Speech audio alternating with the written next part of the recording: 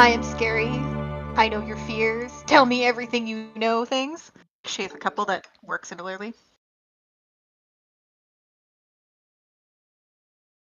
What, like, for that ability, is it have to be certain situations for I you to just need to use hold a that? conversation with them. You just need to talk to him. Yeah. Okay. Well, it's a DC save. Yeah. Um, but yeah. I just need to. We just need to share. We just have to be able to talk the same language and have a conversation for like a minute. Sure. We can definitely use that after we confront him. Sure. Alrighty then. Shall we delve in? Yes. Yep. It is noon of the 9th of Quenpilar, 835 post-day Virgins. Last we left off, you and your party ventured to the crossings of Eventide, a temple in Ankarel dedicated to the worship of the goddess of death, fate, winter, and the inevitable transition into twilight. Within the temple, you were guided to the commune chamber where Ride plunged himself into the Dusk Maven's realm and sought communion with the Raven Queen. Having beseeched her to banish the cursed spectre haunting the blade recovered from Betrayer's rise, Ride witnessed its transition onto the afterlife before being returned himself to the realm of the living. Still recovering from this venture, you all, as a party, journeyed across the guided district toward the Temple of Ayun, the Mentor, with hopes to speak to one of its curators, Cyril Samaras, who has a mission for you all, as he load us onto the map.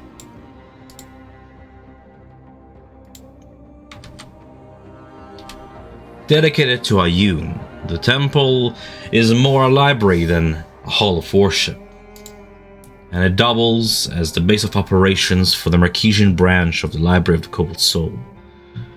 The floor beneath your feet is ornamented by a ceramic mosaic framed in cobalt blue. Above the doors, 3 open eyes overwatch the floor as scholars, monks, and other folk here in the scriptorium, where shelves line the walls of a temple sanctuary, all filled near to capacity with meticulous catalogs of tomes, scrolls, periodicals, all upkept by these monks and available for the public for inspection. It is here in the library that you find the Pale Wizard in his academic robes, adorned in his numerous body piercings, and leaning on that snake-tipped staff. You take a moment to recall the mission assigned to you by Curator Sura Silmaris. According to intelligence collected by expositors of the Cobalt Soul, Sura suspects the man in here with the staff to be likely a cultist of Zahir, the Cloaked Serpent.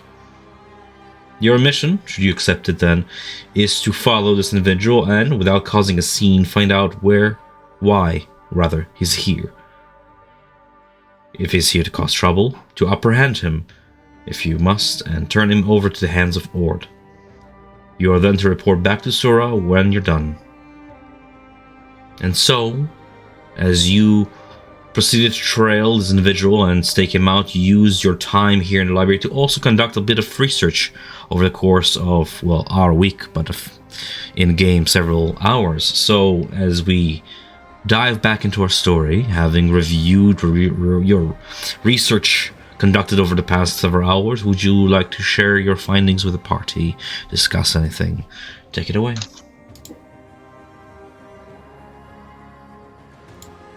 Yeah, Jillian will share what he researched now. He'll share the information about the sandworm and the displacer beast. Saying like I looked these things up to see if there was anything wary or of note about them. Sandworms seemingly can't be blinded. They have tremor sense and blind sight. So even my darkness isn't going to help us when fighting them. It's a dangerous beast. I think that during the arena, if the information that we overheard about this thing coming up in the event is true, we should try to look for allies during the event to try and team up with us. Well, As for about that though, I'm curious. So in the arena, we're going to be, from my understanding so far, there's a few different events where where different combatants or even sort of we fight monsters, but at the end of it all, there can only be one winner. That's my understanding, right? perhaps it seems to think- be a little bit different every time. Does anybody else here recall how that works? That's essentially my takeaway. Is there can only be one winner, even if you go in with a team. At some point, you most likely will have to fight each other to claim one champion. Does anybody else recall? That's about what I remember it. You'd have to team up, beat the beast at the end, and then whoever is standing, it's a battle royale till the end. So if you want to work as a team, as a party, defeat everybody else, and then for fun, see who is stronger, then we can definitely do that. But it's going to be a all-out fight for everybody. Some people will work as a team, others will just go in solo. We know that the Minotaur probably will go in by himself and fight like a berserker. Well, we have. I'm scrolling to find the guy's name. Insert guy's name here. The ringmaster. I think at some point it'd be best just to have a conversation with that gent to better understand. No, the one who hosts the arena, the fight.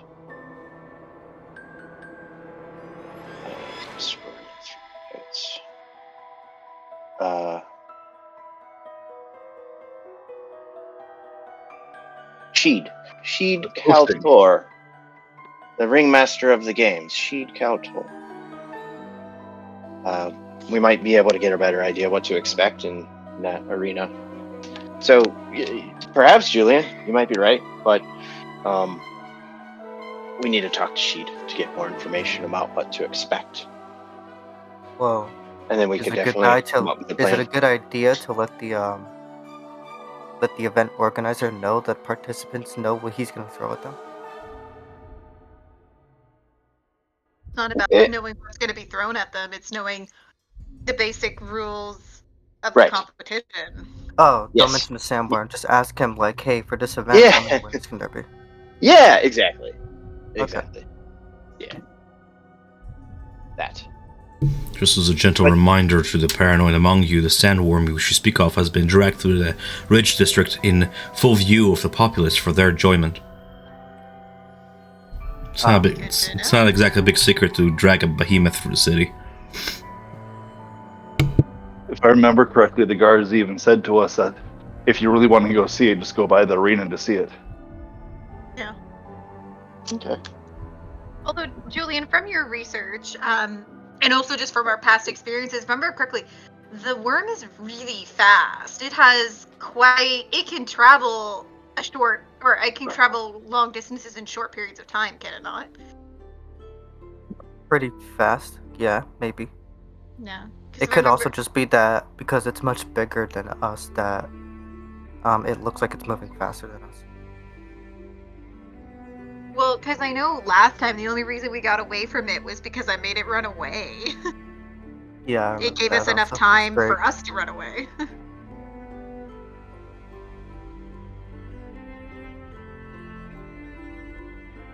I did also research Displacer Beast, the thing that we need to skin to get Riot's cloak. Riot, what does that cloak let you do? Gives a disadvantage on anybody who's attacking me until I'm hit for a round, and then the next round they have disadvantage on me again. That's nice. But the only way I'd be able to afford that is if we actually go north to the treasure hunt and split what we find with the blacksmith, like he said. Then he would give us all discounts. Depending on how much we bring back and give to him will depend on how much discount we can get. Okay. Do we not still have that mission to go, like, to the other side of the desert, or was that done in the session that I missed? No, we haven't done that yet. We still Okay. have that quest. Okay. But I believe we're holding on to that till after the fight because we'd miss the fight otherwise. True. Okay. Thank you for the recap. No problem. And what did you find out about them? They can create copies of themselves. Well, not copies per se. It's like they have like illusion magic in it. Illusion magic where they create like false images of themselves. In terms of skinning them, doesn't seem like there's anything to worry about once they're dead. It's not like a demon where they have like an ick or anything like that. Oh, that's good. Hopefully there'll be a few, so in case I mess up this kidding the first time, I'll have more chances. Is there would a detect magic spell would that help us detect whether they're images or perhaps it's the beast itself in front of us? That'd be useful. Probably would help. It probably would help, I imagine. I imagine the creature itself probably doesn't radiate any magic. And Julian, would your fairy fire help with that too? Or no, it's not Julian. It's is it Zeno? Who has fairy fire? I do have. It's me. I have fairy fire. It is you? Okay. Yeah, that probably would also help. Because the light will attach to objects and creatures, but it won't attach to an illusion. It's a really good idea. It will be much better, more knowledge for attempting our hunting then of those.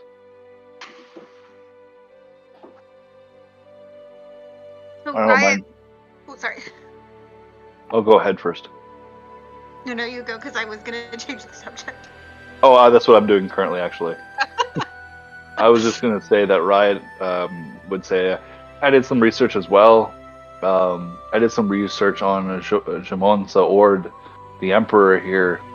He's been around since the start of the city, that's dating more than 400 years ago. There's passages regarding whether he may be a Feywild, a demigod in disguise, or multiple different people pretending to be a single entity. Like, he's been around for a very long time, and basically his focus is on order, freedom, and the prosperity of the people.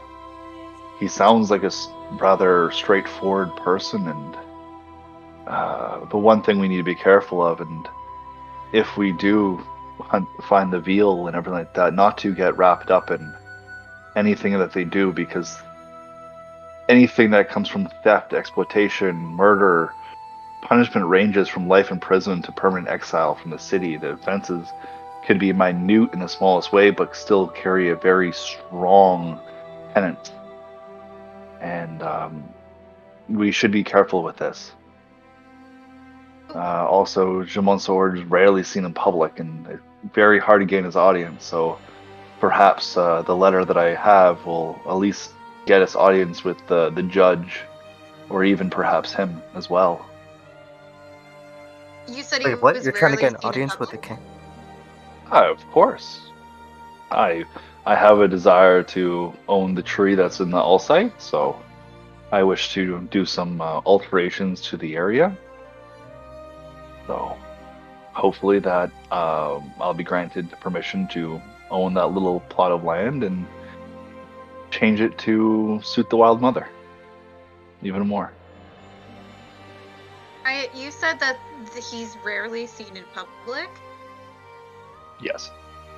So, and also with everything else that you said, do you think maybe like a theory of like Princess Bride kind of section where like it's more like the name, but it goes through, like the name is what is famous, and just it gets passed on from one person to the next kind of thing? Do you think that's a working theory? What Princess Bride is this? I don't think I've heard of Princess Bride. Go with it. Sorry, trying to bump the cannon. It's possible. It's one of the theories that was written in the book as a possibility. Yeah, we're just like, it's the infamy of the name and not the person. It is quite possible. Nothing is said that the appearance shifts or anything like that. It looks like the same person, so perhaps it could be different people using disguise. Yeah, and then once you're at that level of like in a position of that kind of power, I can't imagine it's very difficult to get your hands on either a charm or whatnot that would help you disguise your appearance for continuity's sake. That's true.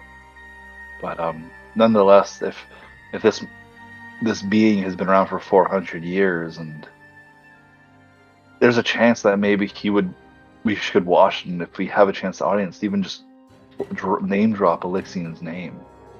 Maybe we'll get a reaction. Is Elixion less than 400 years old? More, but if someone is 400 years old, there's a chance that he's had some knowledge or perhaps read a book in the past, or has known a relative to be older. I guess there's no harm in asking. A name drop could also spark to figure out who in there is part of Sentinel memory in the court as well. Give us some faces to recognize.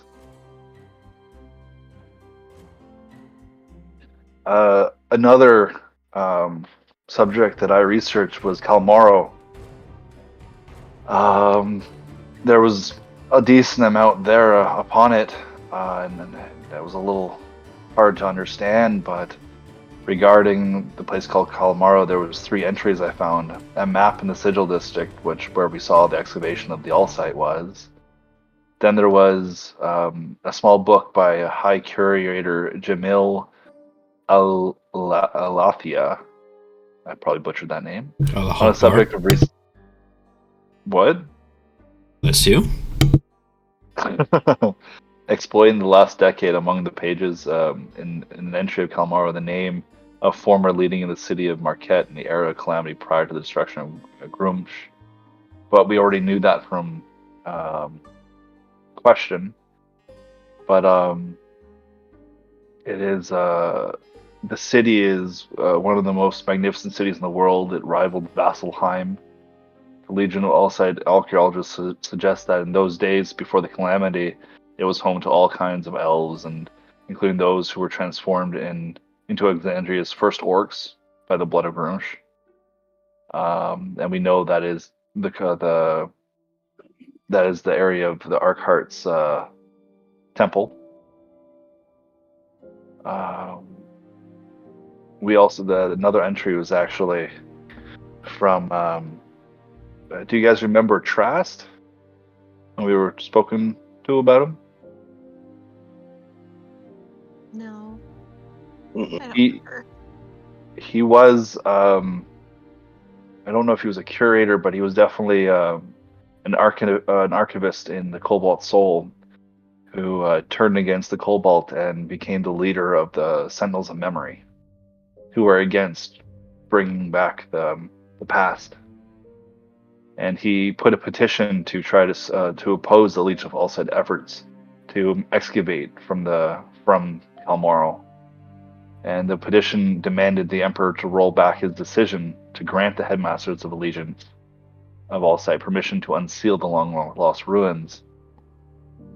And in their beseechment, the Sentinels of Memory frantically warn of the sunken city to be left forgotten, lest unknown terrors left over from the calamity be disturbed. So we don't know what we could be walking into.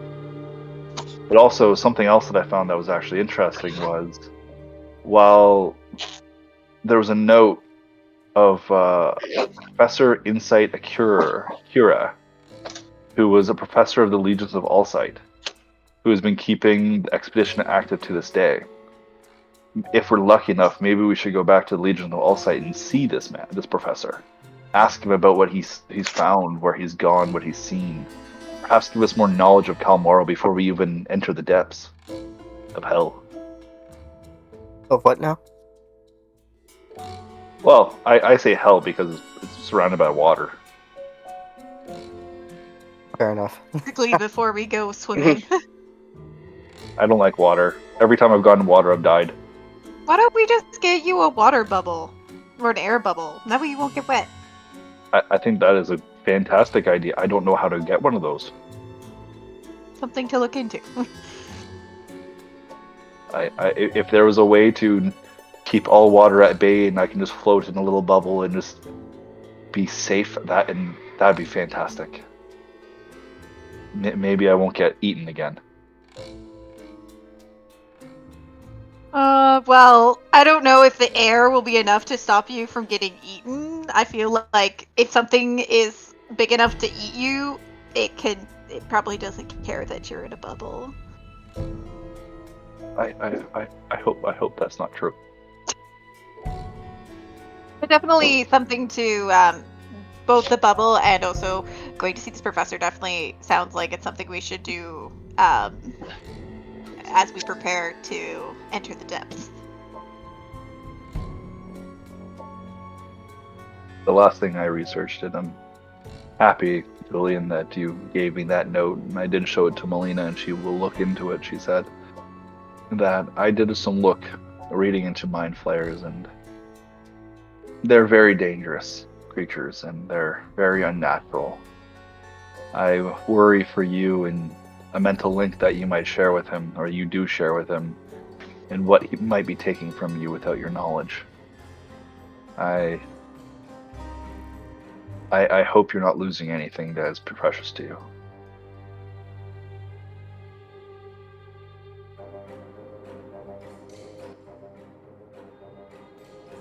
Is Julian there? Yeah, I'm still here. Okay. Libraries make me sleepy. Oh, sorry. Did you fall asleep? Can you elaborate a little bit more? I mean, I'm curious. What can they take? Mind flayers, are also known as illithids, are horrific alien humanoid that lurk in the depths of the Underdark. Master of psionic energy, they use their mental powers to dominate other creatures. The fortunate among their victims are slain, their brains devoured, but the unlucky ones have their psyches warped, leaving them a mindless slave with little hope of rescue. That is what I found about an illithid, about a mind flayer, about what Julian's patron is. Sounds about right. I hope that he's not breaking you or taking over your mind slowly and making you not yourself, because if this is what they do, I fear for your own sake and your own ability to be yourself, and do your own desires without being affected by what he desires the most and using you as a pawn. I hope that we'll find a way for you to let go of him and perhaps find another that follows along more with your I own think- personal beliefs. I'll be fine. Why do I'm you sure I'll say be that fine. with such why do you say that with such confidence? Well, the way I see it, if he wanted to eat my brain, I don't see why he wouldn't have done that when we met. Instead of taking this slow road. Maybe you don't have information that's useful right now. Or he's waiting to slowly warp your psyche and just have you as a pawn that's far away from him that he can control at will. That's also a possibility over time. If I were you, I'd be offended. Actually, Julian, you should be offended that Offended. you are not desirable right now. I should be so offended. Why don't you want to eat me? You should be. No, that's only if you're lucky he'll eat you. The unlucky is them warping your psyche and taking you over. Okay. So he doesn't want you at all. Offended. You might want him, but as a pawn to do his bidding far away so he doesn't get in trouble. Riot, I'm trying to, create a wedge between Julian and his patron.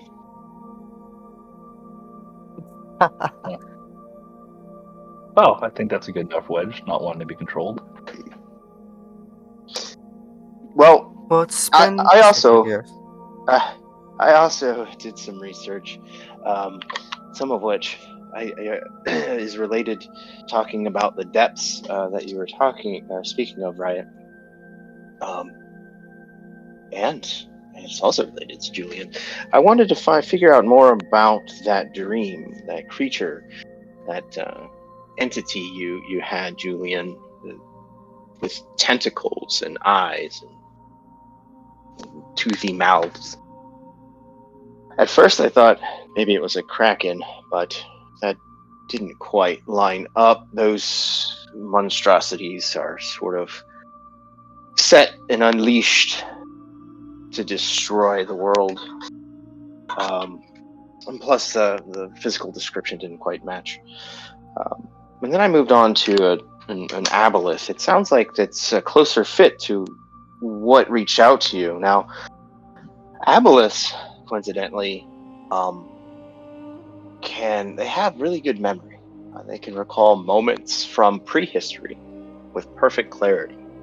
So again, if any of you have questions, an aboleth might have the answer there. They are underwater creatures. They can be found in the abyss, deep lakes. Also, I did read another little excerpt too from a book. It says here, an aboleth spends most of its existence underwater, surfacing occasionally to treat with visitors or deranged worshippers. So they do commune with others, and I think that this might be what reached out to you.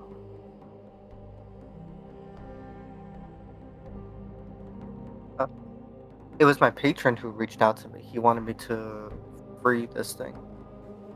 Or free that thing, the description of it. Right. If that is an aboleth, then yeah. And then I was also wanted to know more about our assassination attempt with those basically air elementals. I mean, at the heart of it, that's what they were. Reading through, I did find something very interesting. They are, as you guys know, they can be summoned, right? And once summoned, they typically abide by whoever summoned them to fulfill their deed. In that case, they're in the Life Dome. I assume to assassinate us, to hurt us in some way, regardless of that fact. Going back to the fact that they can be summoned. There was a page missing from one of the books. And that very page is the summoning ritual for those creatures. Now, I did a little bit of tracking. I spoke with one of the librarians, and they were able to let me know that book with the missing summoning page can be traced back to Kesney. I'm gonna type it out. Who could be? I believe he's the person who runs the Mystic Pursuits shop. You mean the person that sold us everything? This person was the last one to pull out the book, or at least the book was last lent to this person, and it just so happens this page is missing to summon. We might need to go visit her again. I think that we may. Why sell us a bunch of items and then try to kill us?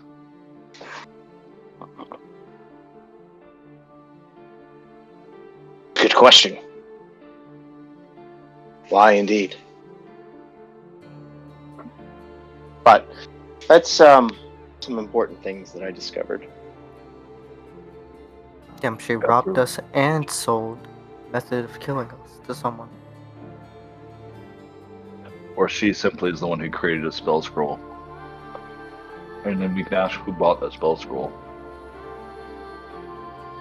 Naya has ways of getting information out of people, perhaps. That'd be an avenue to use. We have a couple different ways. So the words of terror is something that we can learn in a conversation that we are having, whereas suggestion, we can kind of set up a plan.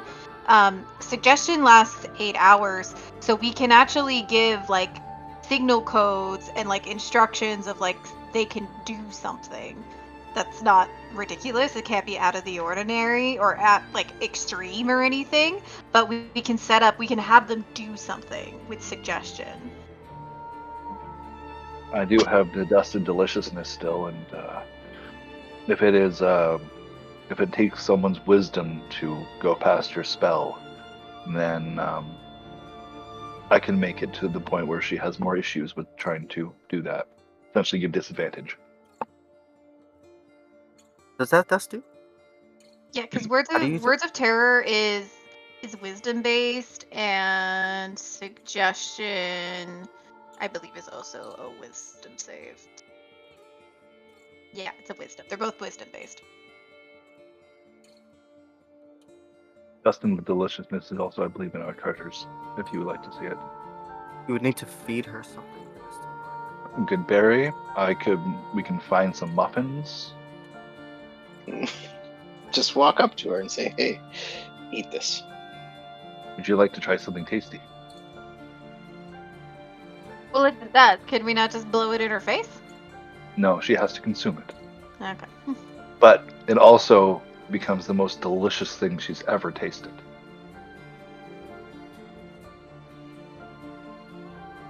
The issue is just getting her to eat it. I think necessary. I think between Julian and I, we could be quite persuasive.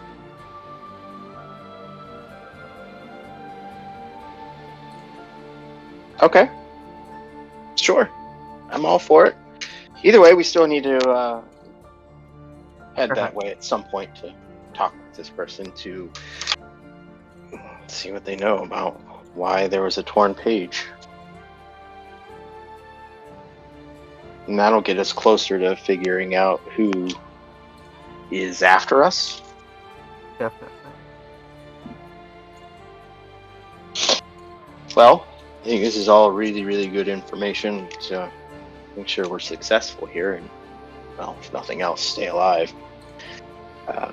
What are we going to do about that guy? And then I point down at that wizard with the serpent cane who Sura is asking us to collect info on. Well, the dust does work on anybody, but getting a stranger to eat food would be a little tricky. I'll create a telepathic bond between the four of us. Oh wow, that's gonna last forever. We can only speak to you, though, I believe. Yeah, We can't hear each other. that's fine. I can play telephone. We're basically Say, we're gonna pretend telepathically, that Julian. Julian is telling everybody everything. Basically. Julian's gonna telepathically say we should for now just stalk him, basically. See if we can find out like where he lives and then sneak into his place, see if we can find any information in there. If you don't think, at least as a start, one of us, not the entire group, because that can be very intimidating, but maybe one of us just at least spark a conversation, see what he's about. And if anybody does need to tail him, I can always turn into a hawk and fly around. With this connectivity that we have with Julian, I can always mind tell him where I am if he does leave here. Perfect. Yeah.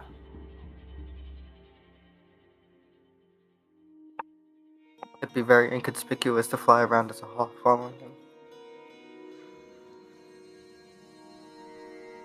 That's true. Tom, I've seen a few hawks around here, right? So I would kind of have known the coloring of native species of hawks around here. I've seen a fair share of like desert hawks. Their feathers the color of brown, black, maybe sandy yellows, blending in with the dunes and the brush throughout. Yeah, I would be able to. Thank you, God.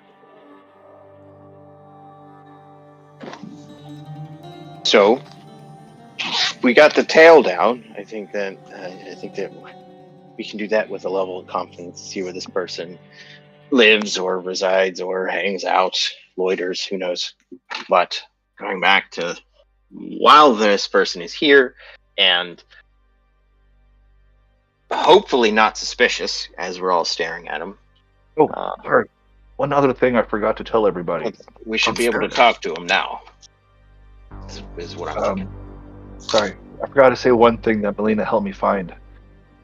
She helped me find information on the veal a little bit, and there was a bookmark that she had, and I copied it out, and there was hitting some symbols upon it, and once deciphered it, you were able to read a little bit of it. There were some words I didn't know, but the little markings I was able to find out as well. I'll copy and paste it here real quick in the chat.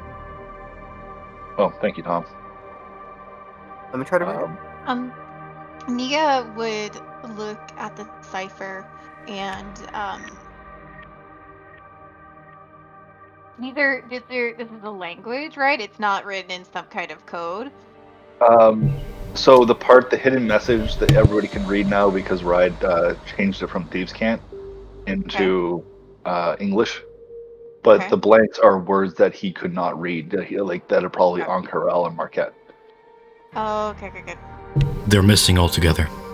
Oh, it's missing altogether. Smudged out. There was sigils there, Thieves' Cant sigils for you to decipher, but somebody has purposefully smudged them out. You can make out the count of the letters that used to be for the cipher, therefore for the word, but not the meaning of them because they're illegible. Yeah. But when he said, when looking for the House of Blossom, one must follow the petal trail, Murshid did say the Lucky Run has a great smelling soaps in the bathrooms. True. Well, I do think still on our list is to go see the casino again, right? To revisit. You guys haven't been there yet. It's great. I just thought people should know that. I forgot to tell everybody. All right. As you guys continue off your discussion, as Zeno is getting up to sit across, what do you do? Yeah, since you cut me off, I'm just gonna leave the party here and go talk to the wizard. I want to sit down next to him first, and sort of what I'm doing. The strategy is I want to sit down and sort of gauge what this person is reading, and I plan on using that as a avenue to start conversation. It seems to be like a booklet, maybe 70 to 80 pages long, about Ank'Harel. General knowledge is throughout. You can see other booklets displaced of a similar sort of topic. Books for somebody from outside of Marquette to read about the city. Some of them thicker than others. He's sort of going through the last of it. This pamphlet of a booklet, barely worth his time, and you can tell that there's like a look of frustration on his face as he's leafing through it. All right. So I'd take a seat nearby, and you must be new to Ank'Harel. I myself just recently visited here. Tell me, is that book, you find that useful at all? Oh, nein, it's not useful at all. It's garbage. Just no knowledge here. It's so shallow, and the language is all confusing. I don't understand this at all. No, this is not good. Sorry, my foul mood is... It's been a long day for me. I've been here for hours looking for... I won't bother you with it. Can I help you? Well, I mean, no bother. Maybe we could help each other. As I said, I'm new to this city. I too am trying to figure out the overall city plan and who is the who in this town. More recently, I heard about some of these events, some sort of tournament came here looking for more information on that. Yeah, sounds by your accent you're an outsider from here. You're not quite native, which I welcome. I am all for hearing somebody from Wanandir, west or east, if I may ask. I would say, what's the continent I'm from? Wildmount? I would tell him Zorhas. The Zorhas region. Ugh. Curious. He seems to be, sit back in his seat a little bit more and draw the staff closer to him. You yourself? Where are you from? Wendell, he begins saying, I don't think it matters. So, are you looking to borrow these books? I'm down with them. I couldn't find what I was looking for anyway, so you can have them. I'm just about to leave, actually. Oh, yeah. I might read up on these if think it might help. Well, what are you looking for? Maybe I could help. Maybe I came across it. I don't know. I just find it so much more easy to join a city to figure out.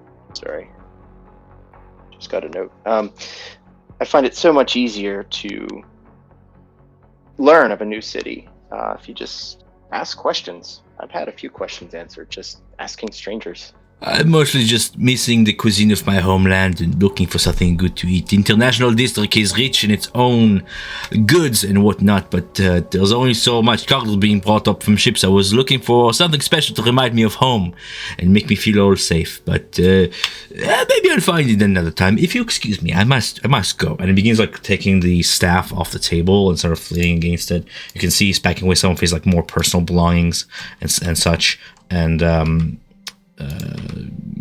beginning to make his way, still in that semi-foul mood, toward across the table toward the exit. Have yourself a good day. You do the same. If you're willing, I suggest finding a man named Murshid. He has been very helpful navigating the city and finding good cuisine. If I come across a man named Murshid in this city of 10,000, then I shall have you to thank for it. Excuse me. And he now at this point, you don't need an insight check to tell that he's a little bit wary of you, especially since you mentioned Grohas, and he begins to make his way toward the twin stairs, past the rest of your party, past the floating globe, as he gives you the little poke to, excuse me, just sort of wafted away from him with the end of the staff and walk briskly toward the stairs. As he makes his way past Archivist the Sound over yonder, you can see stairs sort of follow him, and the Sound sort of turn to the rest of the party and just kind of give you a little nod of trail him sort of thing. But of course, the decision is up to you, as this individual quickly maneuvers toward the stairs. What do you guys do? Julian's gonna wait until he starts going down the stairs to the point where he wouldn't really be able to see him, and then immediately get up and move to follow. Okay. Riot will go too. Is anybody staying behind for any reason whatsoever? Yeah, real quick. I think you ran through it quickly. What were the books that he had? Looking down the table, because he left them behind, there are general pamphlets and booklets, really thin ones compared to the tomes you've went through, about the city of Ankarel, different locations, different districts, especially ones around the what you see the latest collection, the Ridge district, close to the international district of the port here, the Indala Skyport. Books regarding the local people, the cuisine, general just geographical trivia about stuff for tourists and such that he was going through. I was trying to. No, that helps. I guess I'm looking for a pattern. Several books around a specific district, or books that all seem to have something surrounding a certain food dish. I was looking for a pattern in the books. Roll me an investigation real quick. Yes. I forgot to pull up my character sheet. Let's do that. Oh, I got the macro. I'll roll the macro. Nia would go over quickly and look at the books that were left open and see if like she could see either any imprints of like evidence that he was maybe like writing on something on top of the books, like, and to see if there's any like imprints left on it of like So impressions. I'll get right back to that. I like that idea. I'm just gonna finish off what Zeno was doing here. Investigating the books, Zeno, you find one book that stands out from the rest of them. It's like a black leather binding, a little thicker than another, much more academic. A book, just a catalog of common poisons, herbology and common poisons. Okay. Noted. Nia, you're trying to like reverse graphite the sheets or something like that. And like- she would also look out to see if there was actually any like notes like added to these books. He passes you through with his belongings packed into his satchel. If there were any notes, he took them with him. You look through. so- It doesn't seem that he defaced any of the library books or written on top of them. I'm not too sure if you're doing something specific here other than what you just said out loud. It'd be No. trying to look like I said for impressions. Like it looks like if anyone like was writing on a piece of paper on top of the book and looking for like impressions, like you said, reverse graphite. Quick glance around. None of that. No. He did dog ear one of the pages of the poison book, which left a little crease in it. But aside from that, he didn't really deface the books or anything. Which The- page was that?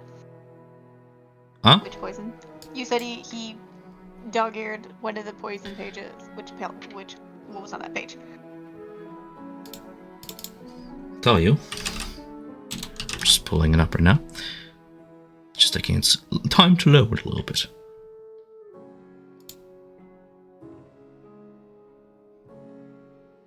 The dog ear page leads to a mushroom-based recipe for drow poison, an injury-type poison usually applied to a blade or some stabbing mechanism that will penetrate skin.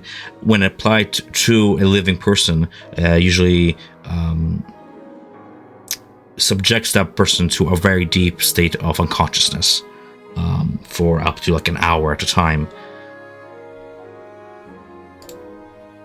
Nia would kind of, as You know, Riot. Sorry. I was just gonna mention like extra points for investigating that is that you know that the poison is not lethal. It's simply unconsciousness. Yes. Okay. So, through the telepathic link, she would, because Riot and Julian have started walking, she would kind of go to catch up with them, and in that motion, she would warn them, being like, watch out for this guy. He has ways of knocking you out, or he has the knowledge. Whether he's actually implemented that on a tool he has on his person, we don't know, but he has the knowledge. Watch out. Okay. 14.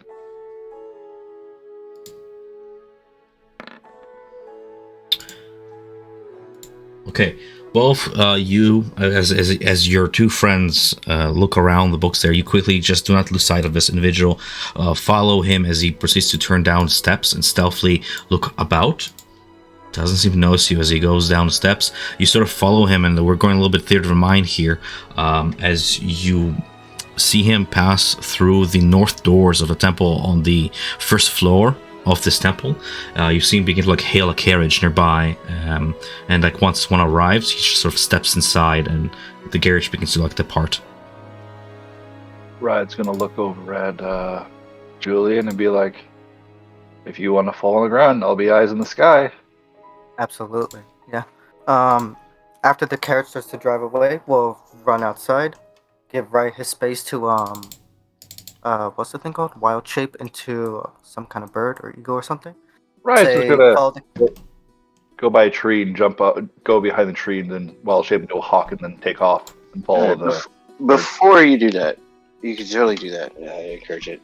Before you do that, though, I'm going to post this in here. I'm gonna let you know. Keep a sharp eye out. With that, your vision just greatly increases. You can Nice. share that feature. Especially since Riot How can't much wear is his last for? goggles when he's when he's a That's hawk. cool. Is it dark right now or day? Dang. It is midday, but Okay. you know, for the next How hour long you does have this last 300. for? Hmm? For an hour. It's an hour. Okay. Okay. 300 feet. I mean, yeah, it's nothing to. So as this Perfect. foul mood pale wizard begins to hail the carriage, get in it. It arrives. He steps inside, and the carriage begins to depart. Riot, you assume your bird shape, and you take the sky, sort of following the carriage as it begins to trek along the guided district toward the north. The rest of the party, what are you guys doing? Julian's gonna just start walking in the direction that the carriage is going. Not running just after it just yet, Okay. because he trusts that Riot can keep track of it, and he's still like waiting for Nia to catch up. Sure.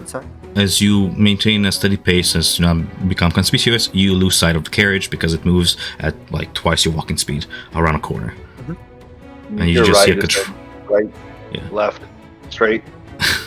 dive through like a cloud of dust. Yeah. Zeno? I'd be following Julian and, to the best of my ability, looking up into the sky to see if I can't discern where which bird is right. Roll me a perception check. This is Well, I'm not trying to find Riot. I'm just listening Yeah, to I'm telepathic following directions of Julian. Julian. yeah. I'm following Julian, but Right. you know, I want to look up and be like, Okay, with your acute blood hunter sense, you're able to like actually track and use Riot as a sort of general direction GPS sort of thing in the sky. And he's beginning to like, you know, at the same pace as the carriage, begin to become more and more of a dot in the sky. But you know the general direction is toward the like northwest side of the city. Let's start running. I'll Okay. All right. I'll run. I'll jog so you guys can catch up. Yeah. Okay. Catch up. Those of you guys who are on foot, roll me athletic checks. This is a this is a group check. Let's get my legs going here. Not my best skill. Legs. I did not do my stretches. No, you did not. Your muscles are giving crap as you Did wonder not why you're trying to outchase a carriage on foot here. Oh, All my right. back! And here I thought my athletic was bad. Oh Oh my god, Julian pulling a hammy. As you try and dash in the wake of the dust cloud of the carriage, you eventually begin to even lose sight of the bird in the sky. And the last you've seen Riot, he vanished toward like the north, maybe like west side of the city. And now you are amid a busy street, different carriages going to and through in different directions, different people going to and through between different temples. As you try and catch your breath in the shade beneath like one of the veiled, canopied roofs of these multicolored city streets. This went a lot better in my head. Yeah. It's Julian. fine. Let's just keep walking north for Yeah. now. And Julian will telepathically ask Riot. It's like, Riot, what buildings are you flying over right now? How See far is any the specific telepathy? landmarks? I'm just curious. How far is the telepathy reaching? Can reach. You and the other creature must be within 1 mile of each other. You received the message, right? I do. Yes. That's Oh yeah, powerful. buddy. 1 mile is going- like whole We're lot. going west right now. Towards would it be the? Sorry, You begin to on like the map. see the carriage sort of turn toward one of the city squares between the Guided District and the Sun Herald District. You can see from here the Sigil District and the universities in the distance, the maw of Cal Moreau, the excavation site, the sheer gap of it. You continue on flying on the wind sort of sailing beneath your feathers as you yourself sail through the air. Above the Sand Herald District, beyond the walls, the Cerulean Palace sort of passing you with its twisted crystalline towers on your left, the dome on your right, as the carriage continues to meander onwards. We're currently over by That's perfect. the Cerulean Palace. By the way, everybody looks like ants up here. Over to Cerulean Palace. Great. Okay, let's keep moving. You continue I'll on tell them foot? to party. Can we also hail down a carriage? You can certainly try. I'll try to call out to a carriage. You call it to a carriage, and it's just like a taxi in New York. It pulls right over. One is already ready for you, and he just goes, 2 silvers. Where to? You said 20 silvers? 20 silvers? Yeah, that's what I said. Two silvers. Nope, 2 20. silvers. Okay. I said 20. I'll give you 4. Deal. Where to? Palace. Cerulean Palace for now. Ooh, going to see royalty. That's lovely. Get in. Get over here. Yeah. Did Zeno and Let's go in. Mia catch up to Julian? Yeah, I'm imagining Yeah, you're all you guys sticking are together, yeah? Okay, perfect. Does anybody not get into this camel pulled carriage? I'm gonna assume Zeno's in. Everybody is in, just so I'm not forcing people out of their choices or out of their skills. Step back, yeah. He had to step back. Maybe he has a phone call. Yeah. So you guys step into the chariot, and he just like goes like, "Yeah," and he like whips the camels as you proceed toward the Sun Herald district, weaving to and through here. As you do so, right, you continue on flying above the Sun Herald district, and from here you can begin to see the Cerulean Palace shadow pass on by. You're above the castle waters a little bit. And you feel an impact. Go ahead and roll me a dexterity saving throw. God damn it. Someone's attacking me. It's as if your little bird frame collapsed about half a mile above the ground, and you just collided head first into like a glass wall. Dexterity? Dexterity saving throw, yes. As you're trying to maintain your... Thankfully, 18. your hawk form has how much HP? This might be disastrous, actually. I have no idea. While you're using a stat block, my friend. I don't have any stat blocks up. You can always ask me for one if you don't have it. Wait. Shit, that's right. I can use the 5e tools. Oh, I have it here. So, roll me at a 1d4. Oh, 1d4? Yep. Okay. 4. Nice. You have 3 HP, meaning that you bash into this wall force, and you maintain your wing position. You straighten out your wings, and you suffer 1 bludgeoning damage, as you've just rammed face first into the magical sphere that protects the palace. You can see like a little warping of air as the energy kind of repels your form, but it's like with this impactful. But you sort of maneuver yourself around the palace, trying to maintain your distance away from the protective aura that protects this entire building. Because of course, why would not? Julie would hear is, son of a bitch, my beak! Oh, god damn it! What the hell is that? You okay? Oh, What's going on? Could have been so much worse, buddy. Could have fell half a mile down to the palace. Ryan, are you okay? Wait, so is the carriage that he's following going into the palace, or was Riot taking a shortcut flying over the palace? Okay. From here, you begin to see the bowl of judgment. This clay benches surrounding an arena, tarped over from all sides by these beige and red-colored flagpoles and canopies and such. The carriage continues onwards through the Sun Herald district, onwards toward the very far side of the Sunken Bazaar, just approaching the ridge, and then comes to a stop as you can see the pale wizard give the coin, get out, and begin to enter a building composed of... It's like a townhouse composed of 4 buildings connected together with a sort of alley going up the steps between them. And the doors are within the alley, 2 to the north, 2 to the south. You'll see it in just a second. As the rest of the party, somebody pays out of pocket eventually, and you, thanks to Riot, follow his instructions, and you end up here. Let me see. Well, you guys hear about you.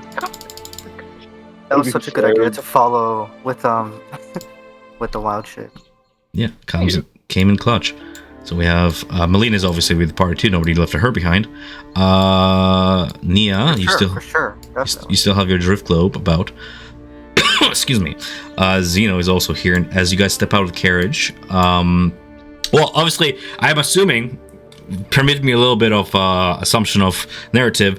When you guys said the Cerulean Palace, that eventually when you heard that the carriage did not stop there, you gave instructions to keep on following according to your druid's instructions. Yeah. Sake of narrative, I'm sort of following what the party is doing here. To the point where your final destination arrives here, Riot, eventually you find your party, get out of one carriage, you can see them from about half a mile up. You're still up there in the air in your hawk form. Yep, he is. Can I just like float around like I'm flying right now? Yeah, like, sure. Yeah, I'm just put your character there so you have vision. Actually, I'm gonna go ahead and give you control of a hawk. Oh, cool. So you can have that. Don't they have there's 60 feet movement or something? You'll find out in seconds. So, Riot, you should be able to both move the token and see a hawk in the journal now. I have the ability of a token in journal. Hawk. I do. I see it all. 60 fly speed. Oh, cool. Can I see as the hawk? I cannot. I don't vision as the hawk right now. You do. You use all senses of the hawk.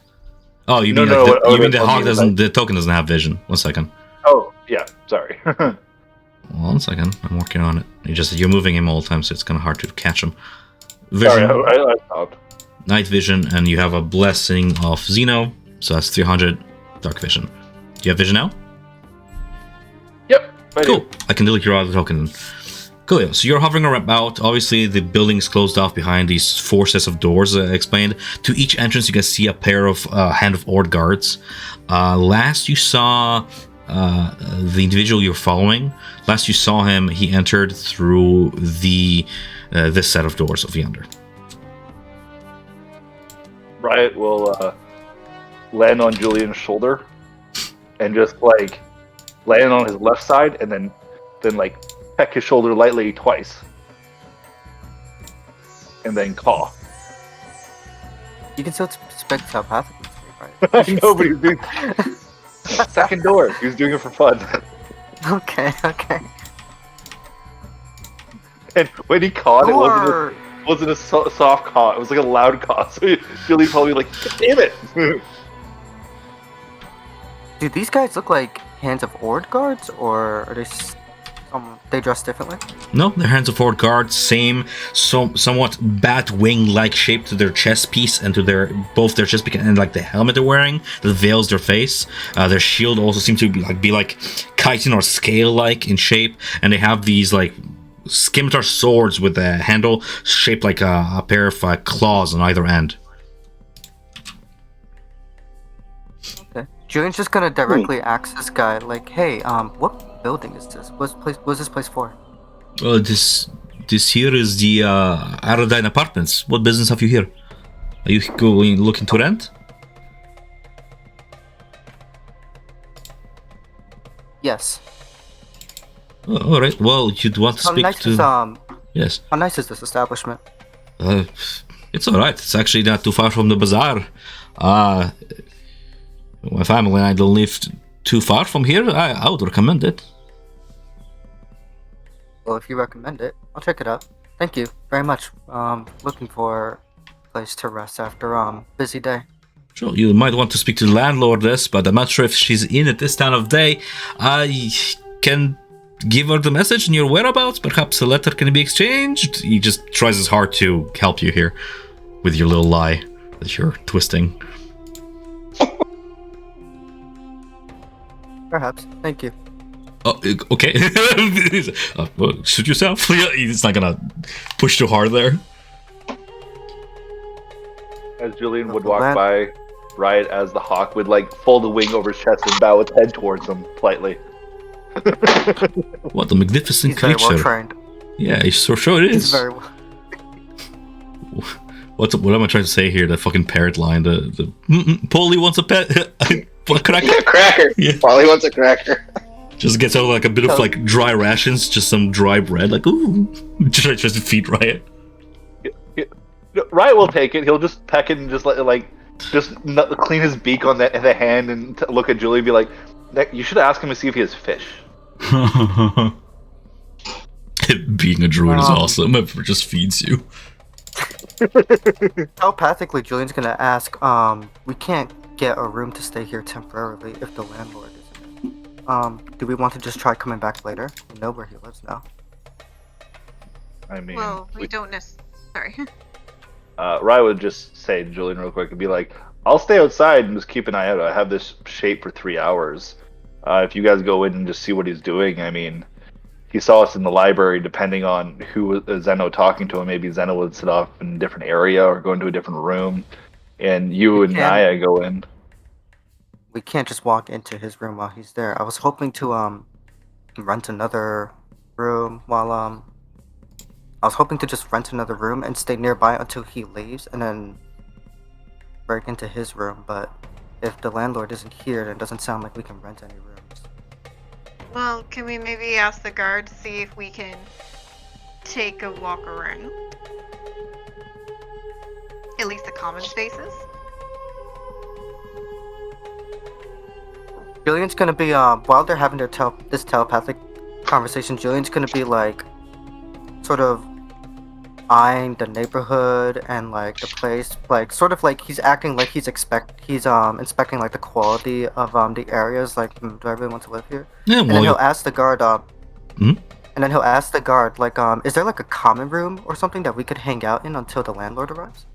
I would ask you do not lollygag in this general region, but we are not too far from the market. You can certainly wait around there and come back at the time to speak to the housekeep, Izera. That sounds like a good idea. Unless you know anybody around here, but it's for the betterment of the people who stay here, and you can tell by just looking around. This is like a stately apartment. It's not like some wretched place. It's looked after, and probably people who stay here pay a lot of coin to have their privacy respected. Some of the windows you can tell are open for you to get a view into the rooms, which are quite roomy, quite spacious, and again stately, good furniture and all that. Some of the windows you can tell are sort of veiled, especially you, right, as you take a flight around. You can tell that on this side of the building, sort of perched on the other side of the street there, and looking from that roof, you cannot get a look inside any of the. Well, you shouldn't. I say that, but like I see you seeing. But you like where it says like locked windows, you can see that for a moment you could see inside. This green drapery everywhere, green carpet. You see the pale wizard approach one of the windows and one by one sort of take the curtains and just sort of veil himself inside. Damn it. Right, we'll tell Julian since he can't tell anybody else because of telepathy. I can always wild shape again, but they'll take another one of my wild shapes. Yeah, definitely don't do it right in front of them. Windows are... He just closed the windows. I can't see in anymore. He's definitely probably doing something a little bit interesting that we might want to know. I'm going to take a flight above, see if there's any, like, avenue above. So Rye will take off and take a quick look at the top. Okay. Julian's gonna say out loud to the guard, we'll hang out in, like, the market for a while and see, come back in a few hours, maybe. Yeah, we can go check on Nothing your else scrolls. pops up. I got them already. I thought you got them every day. No, he got them all in bulk. There was an advance in the order, thankfully. But who knows what else we can find around here. Kazni was literally like, I'm not gonna slave for you for 18 days straight. I'm gonna hire a bunch of students to make your scrolls for you. Here's your cantrips. Scrub. So just so I'm on the same page, sorry, right, you said you were on the rooftop just kind of keeping an eye out. I want to fly around, see if there's any entrances or any openings, like if it's like a flat roof where there's like an area where people can go up on top or something. It's a flat sandstone, like limestone mix roof that sort of radiates off the heat. No dark colors as to not bake the people inside, literally. You do notice there are four sets of chimneys. There is smoke coming out of the chimney to the northwest, but there's no smoke coming out of any other chimneys. Just out of the, like, there's a chimney like right over here that's smoking, but then there's like another chimney like, you know, over here, and another one like over here, and another one like over here. Julian will telepathically say, 4 sets of chimneys. I see 4 doors. That's perfect, right? We know which one likely leads into his room. Now have to get to the roof. Well, I can always change shape into a small little creature and go down. Or I can maybe get a fake creature. With your 8 intelligence, you manage to focus enough on a mission to realize that you're small enough to go through one of these chimneys in your current form. But, you know, the urge to find some mice and some shit, do birth things is ever increasing by the minute, as you're slowly losing yourself to the animal. I got 3 hours of this. I'll eat it up. Do you guys want me to try flying down the chimney? Oh, look, mouse! It begins. Before we decide on that, I just want to specify. So I'm a little late, but I think I'm catching myself up. Yes. I do want to pull my hood up. I do want to pull a hood up because I know that I engage with this person. They will recognize my face, so I do want to pull my hood over and I'm gonna say that you stayed in the back of the group to sort of and avoid. I will avoid looking through the windows, but I will start looking to the other side of the building. Okay, I think you can make your way around the street there, sure thing, and it's not suspicious. You got out of the carriage, and because Julian was the face, you were able to maneuver your way around there. Okay. The rest of you guys, as he is making his way around the building, and you see this to right from your vantage point there, you hear a door unlock. A jangle of keys being put away as one of the doors unlocks and opens. And from the threshold of the northwestern apartment comes out first a hand. It's gargantuan, it's scaled, it's taloned, and it's grasping the side of the door as this big ol' like alligator-looking humanoid fella squeezes himself out of the door and just like maneuvers into your full view. You can see he is menacing, looking berserk-like, quite intimidating, dressed in this like black and red armor, scars all over his arms, down his chest a little bit that are sort of pinked and blackened over, some fresh, some not so much, and he has this unsheathed axe that he sort of puts over his one shoulder and begins to make his way toward where the rest of the party, where Melina, Nia, the 2 guards, and Julian are standing, and just sort of bears down. You can see the shadow eclipse the sun for a moment as he just bears down at Julian. I'm imagining he's just stepping out of the way. Julian steps out of his way. It just looks. But I'll just kind of like I'll say take hello a step to back him. at all. Yeah? Make way. Yeah. As he's about to walk past us, Julian will say, "Hey there.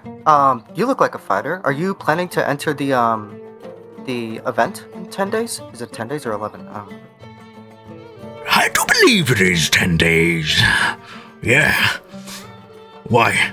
You looking to tussle? You're looking to join as well? Now. Yeah, we are looking to join. I recommend it. It's a blast. It sounds like it will be a blast. What's your name, buddy? Yours first, fodder. I'm Julian. Pleasure to meet you, Julian. And he doesn't say his name. He just begins to make his way toward the north of the street.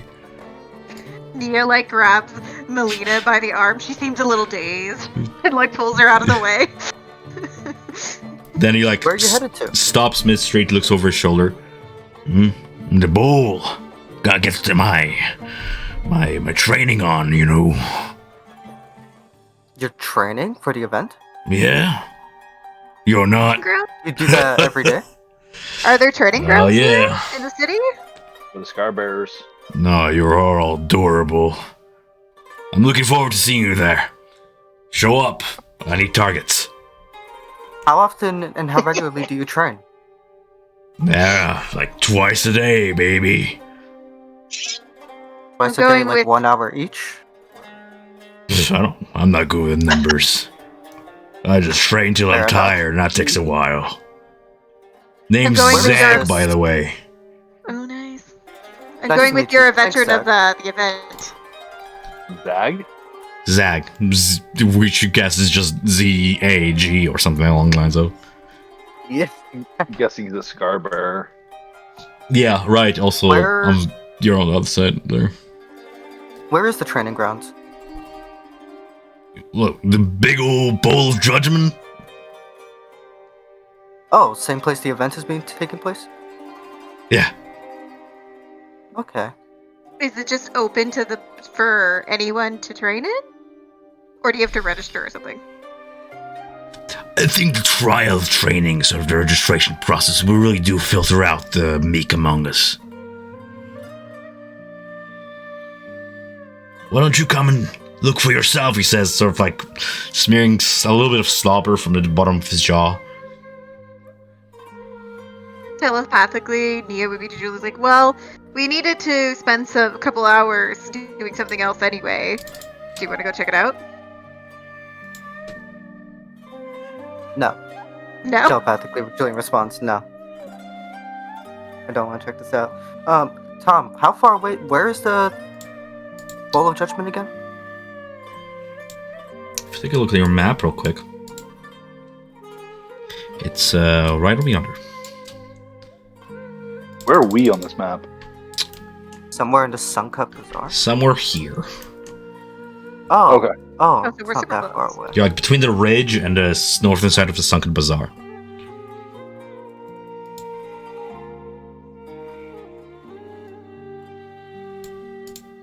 Zeno, what do you think? By this point, Zeno is making his way around the building. I wasn't there. Well, Yeah, I'm we have- looking around the building.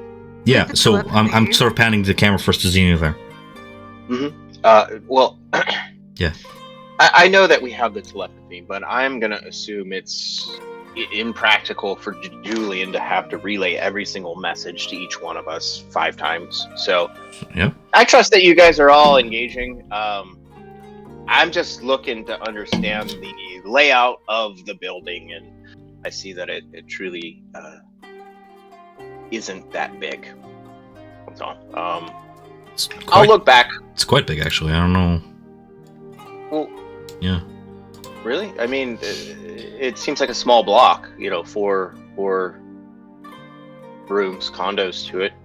How tall is it? I think if I a missed that. building fell, if a 6-story building fell onto its side, that's how wide it is. It's about 60 feet wide, even more so on its like sort of width, right?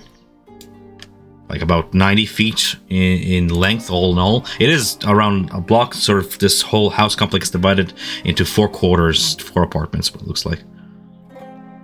Only seeing like half of it, though. Well, that's where you're standing. It goes that far? Okay. I'm only seeing it go like here. Oops, that's not it. I'm only seeing like it's this big. Okay, so what are you doing? You know, is there the 2 minutes pass, 3 minutes pass of them conversing with this fella? Do you make your way around the building? What would you like to do? I saw what I wanted to see. I'm going to start walking back to the rest of the group. Okay. I was going to say Zeno would have seen a hawk fly down and kill a mouse and then fly back to his perch and eat. Okay, I know who you are. The bird in big fucking again. Julian's gonna Hmm?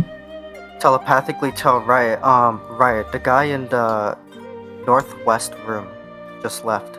Go, through his chimney, enter his room, see if you can find like a spare key or something to let us in. Wasn't Northwest the Actually- one that had the chimney going? Yes. Chimney's gone on that one. You can certainly hear try. You hear from Riot is, oh, this is so delicious. Oh, so good. But juicy and sweet. So good and tasty. Wait, what? You want me to... That one had a fire in the chimney. I mean, I can go through the door if the door's still open. There's no way he left the door open, did he? The door looks open to me. Did we see the lizard it guy open, Tom? lock the door? No, You didn't lock the door? no. Riot's gonna be like, mouse! And he'll fly towards the door Okay. and go in. All right. Neo would like, is the door just open? Was he able to go Yes, through it's the door? open. Right, you fly into the apartment and you see the source of the fire. First of all, you fly in through like this narrow hallway, a wolf frag beneath your feet, and you skid into a halt on the stone floor there, trying to perch somewhere. Candlelit room, all is dark, very dimly lit. I have the 300 feet dark vision, though. Yes. You open your eyes with a second eye blissing, and you look around. First, you look to your right, and you can see this glow. It's like aura, like a sun. And then as your eyes focus in the dark, you can tell it is a burning furnace, providing heat to a boiling pot of what smells like tea or coffee or something that your hawk senses detect as somewhat floral and aromatic. There is a still smoking pipe on the table, and lying there on the table are a bunch of maps, journals, a looking glass, and a large chunk of some red ore that is softly glowing on the table. No. Is it shiny? It's shiny.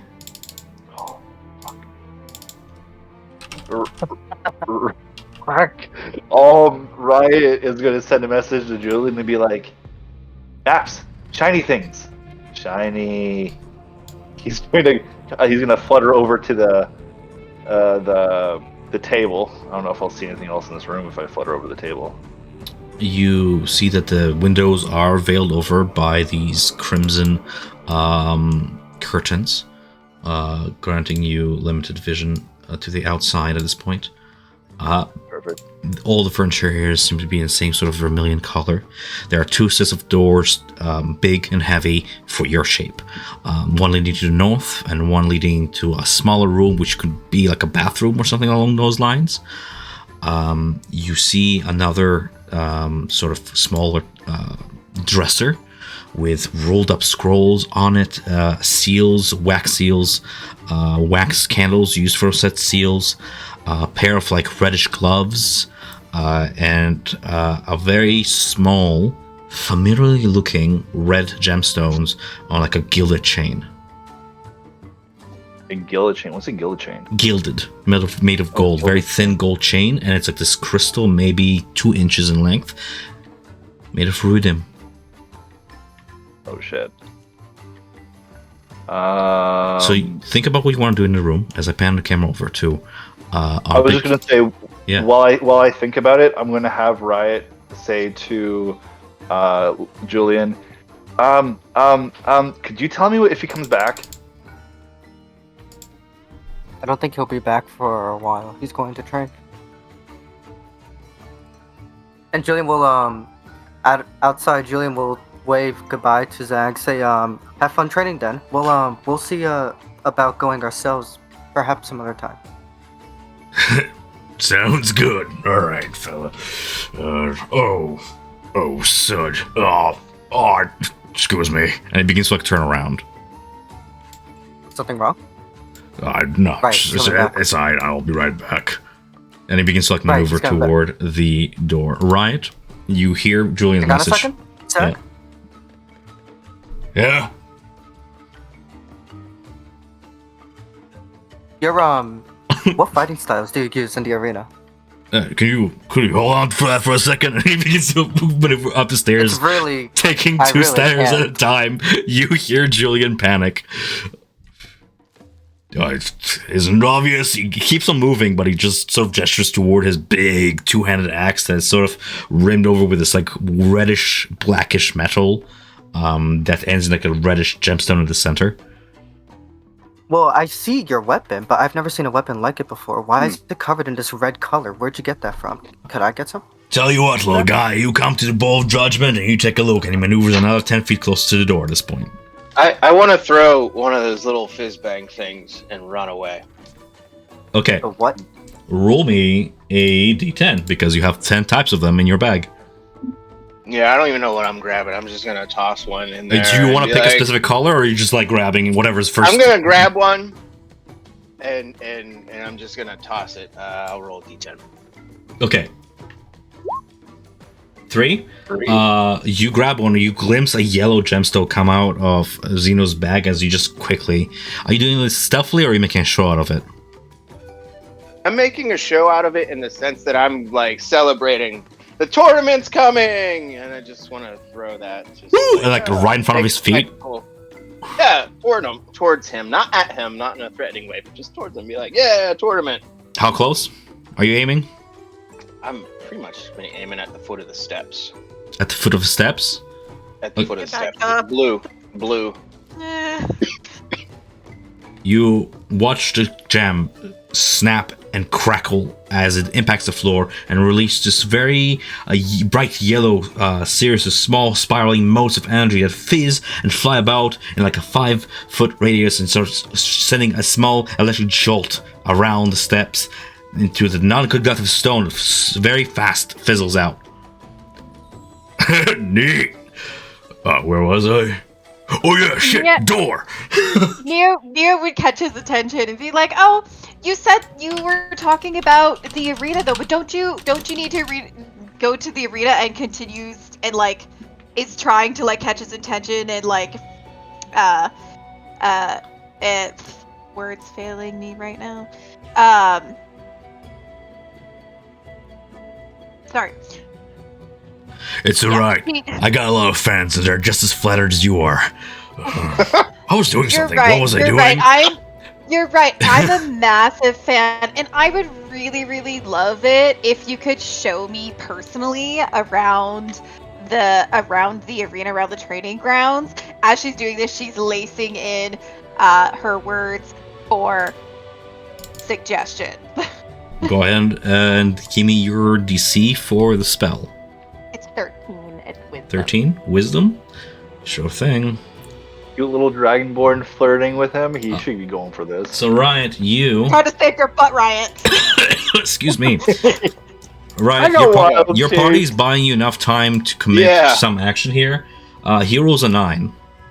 But I'll follow that in just one moment here. Do you want to follow up on Julian's little panic there? Okay, so how long has this gone on? Like, what's going on outside? Like, how much time do I have? Real time, dude. What are you doing? Okay, Riot would drop his form, seeing all this shit around, and quickly cast Detect Magic.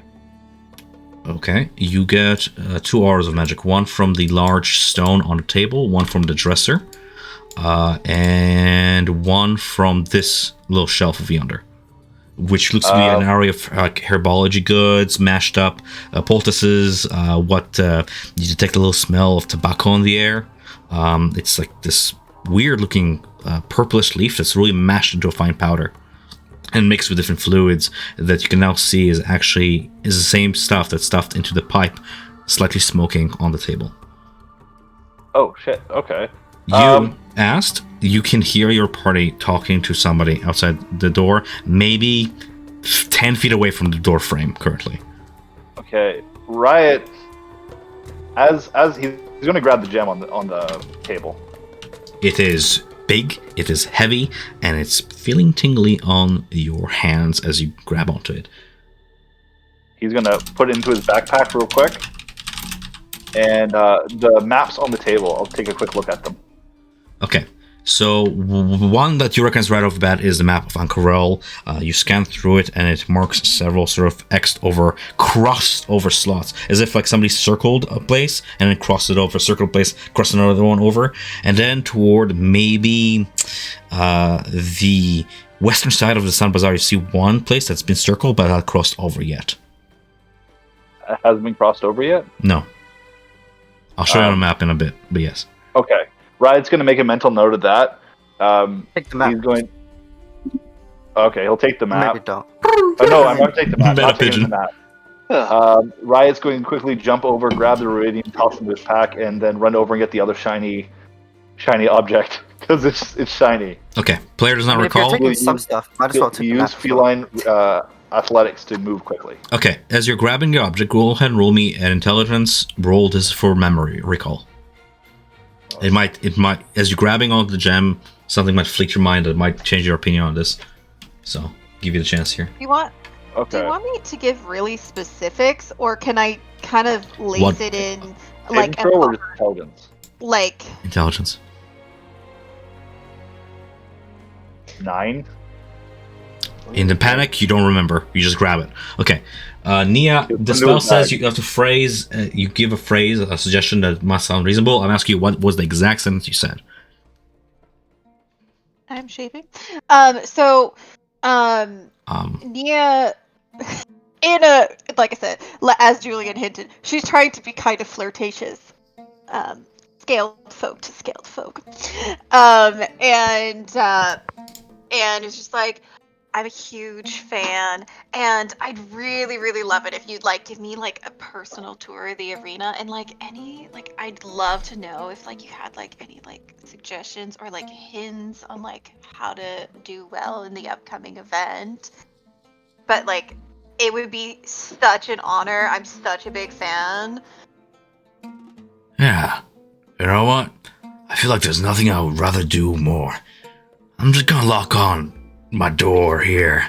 Just, it's my place of being, but I'll be more than happy to show you around, right?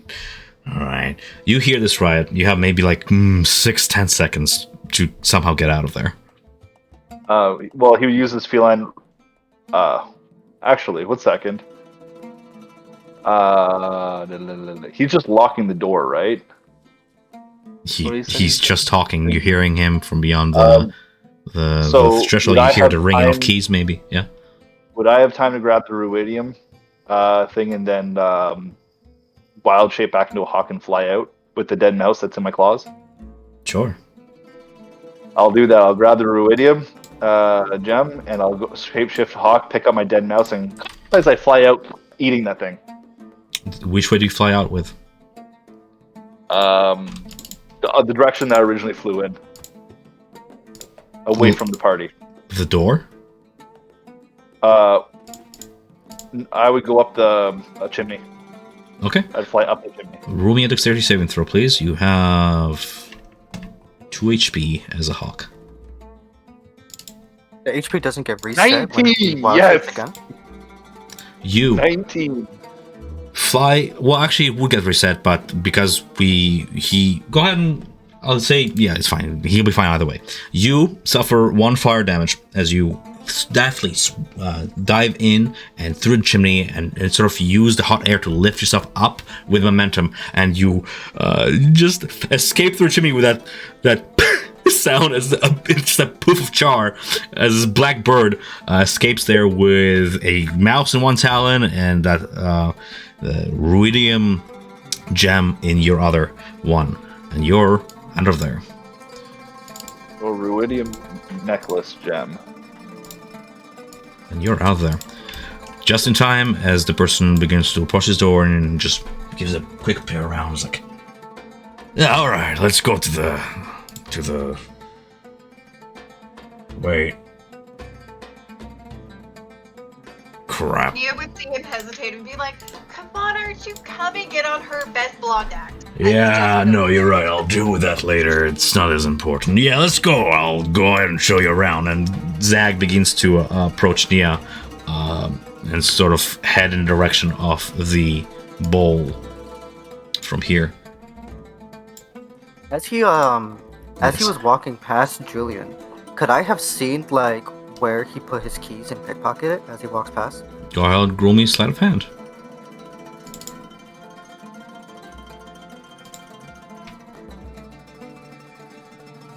Wait, after you get rid of my other wallet shape.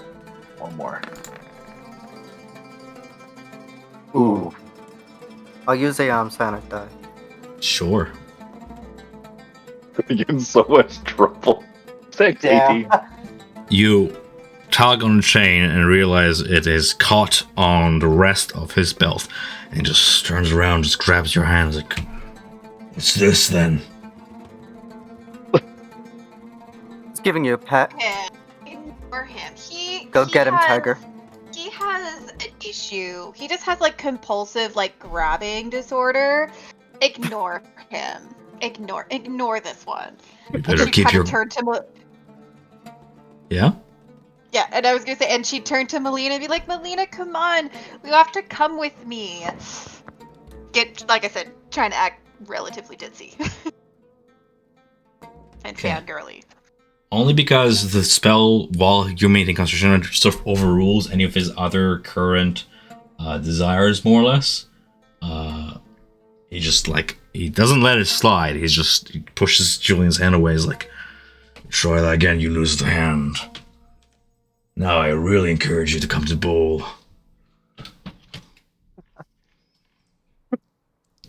Let's go, Sure, will make it sweetheart. fun.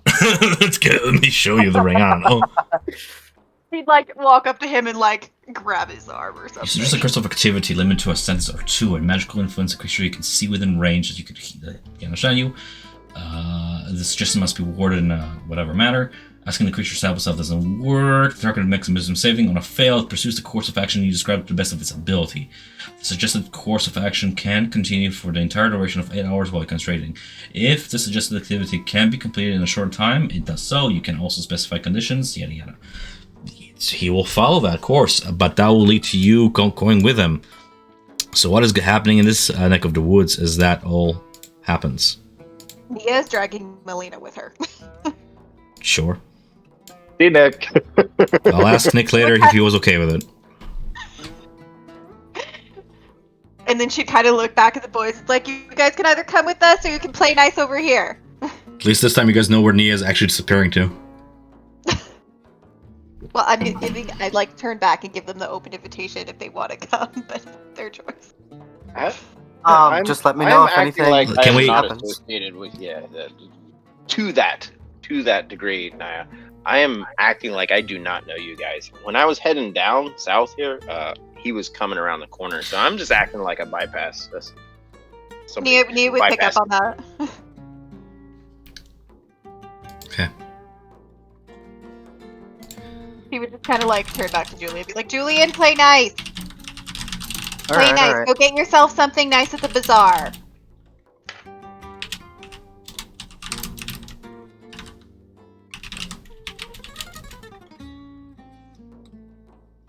What did you guys do? Piece of coral. It's just what it looks like. Um, It's like an ore, maybe something biological to it, but you just didn't have time to investigate it because you just shoved it into your bag. So, Oh, yeah.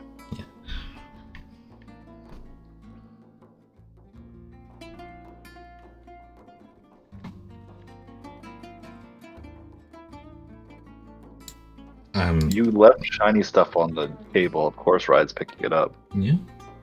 I'm hoping Nick will agree to play arm candy with me.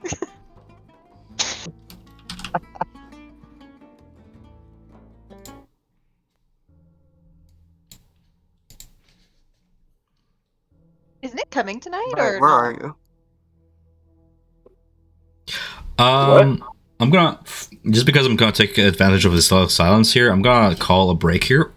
I'm gonna message Nick to see where he's at, and let people go for break if they need to, especially for us players who are like shaving themselves mid session for whatever reason. Go ahead and finish that. And Riot, I'm gonna talk to you in whisper chat if you don't mind, unless you need a break. No, I got time. The only other question I'm gonna ask my wife is if I can have the last alcoholic drink. That's it. But I can go to Whisper. I'll be there.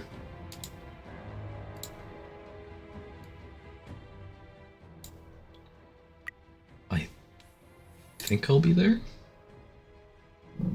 Or my entire Discord is gonna crash. Or my entire Discord is gonna crash.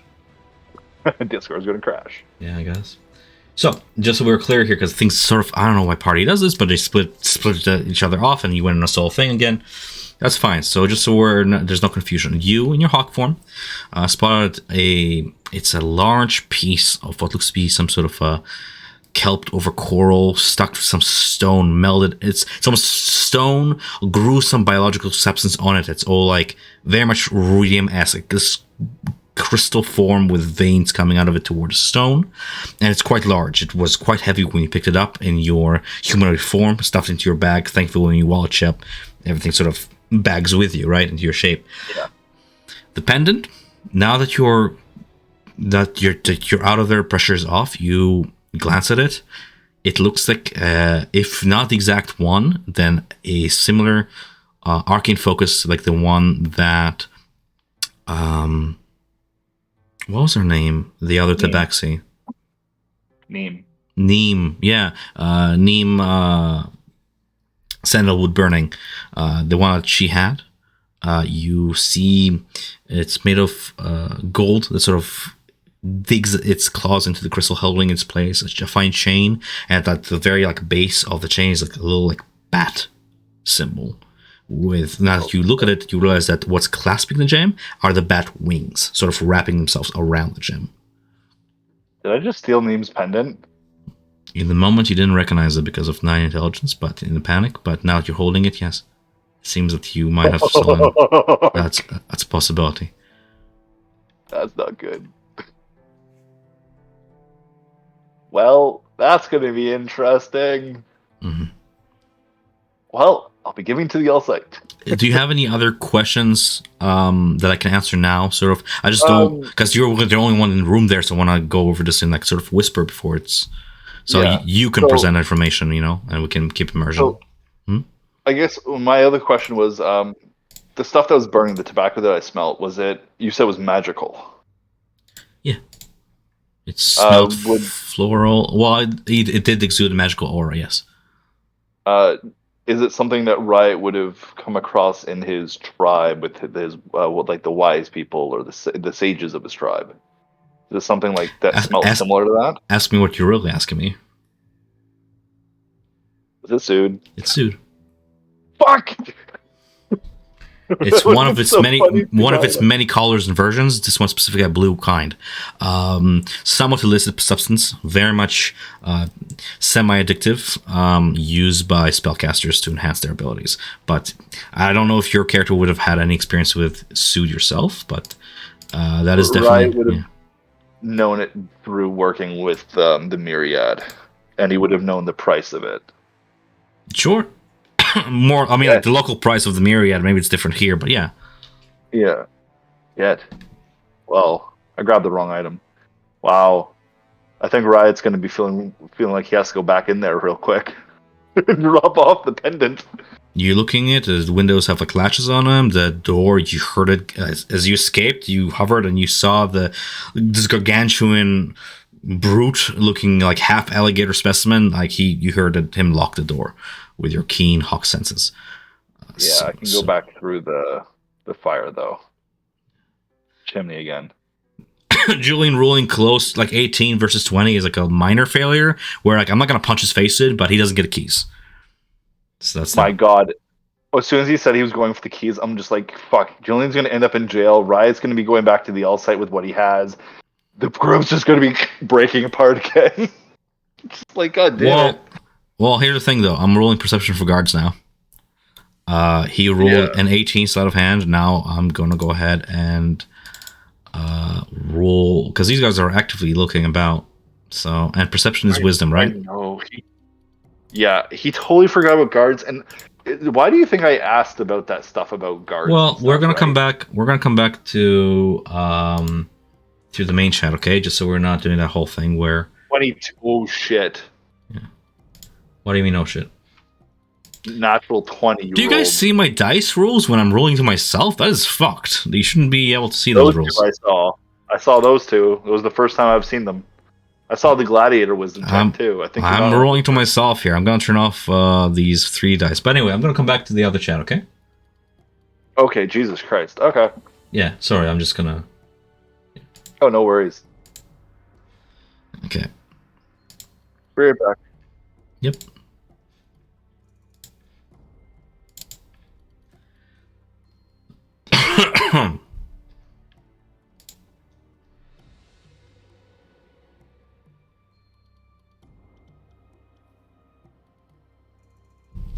Lorian, are you around?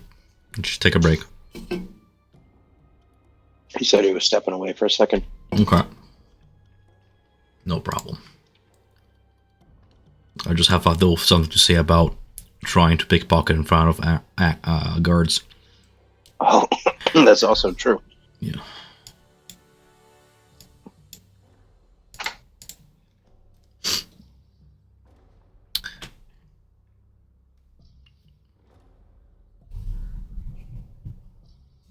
Nick might be missing the session a little bit because work and life. That's understandable. You're skulking into the place about with your hood up, trying to separate from the group. Are you trying to do something that I'm missing here? Oh, yeah. Excuse me. I'm eating, so It's okay. my goal is to not necessarily associate myself with these my comrades who are so heavily interacting with this guy. Let me scroll down, whatever his name is. I scrolled up to look at my other notes. What's his name? Zag? Zag. Yep, Zag. I don't want my face to be recognizable with this group in the same way that that pale wizard saw my face and didn't really recognize them. That's the goal. Can always go for disguise, but I won't tell you how to play. Well, I'd rather not have to put on a disguise Mm. to hide myself when I can just be myself around this person.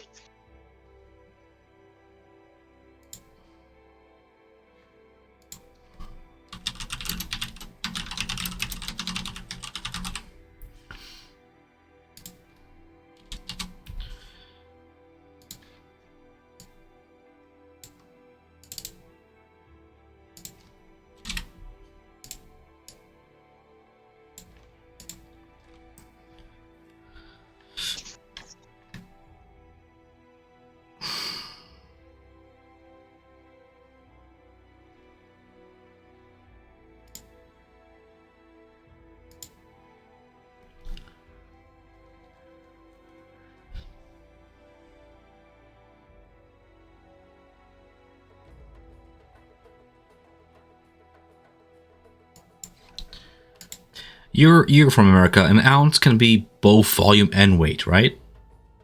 Yeah. Okay. There's fluid ounce and then ounce. Mm-hmm. How much is an ounce in weight?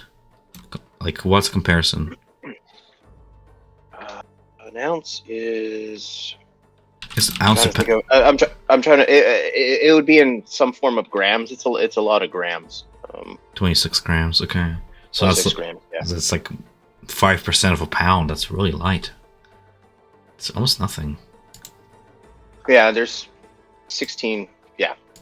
How heavy is a diamond? Like a ring diamond. 1 carat weighs the same as 200 milligrams. Fuck, that's so heavy. Oh no, or 0.07 ounces. What is milligrams? Yeah, that's not that bad. What is? Okay, I need to do some conversions here for what I just found. 16 ounces to a pound. A pound is closer to 0.007 times 500. I'm back. 1 carat diamond is how small? Like an earring size? Yeah. 1 carat? Oh yeah, that's like your typical ring, Stud, yeah. Okay. earring. Yeah. Okay. It is not ginormous.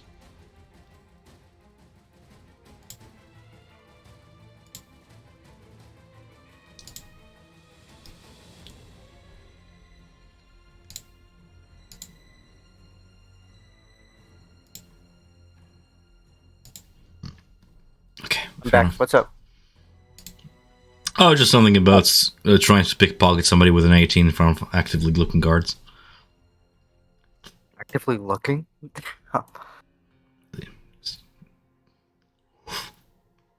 We are kind of causing a scene out here. Talking to one of the residences of this place, and they're placed here for a reason.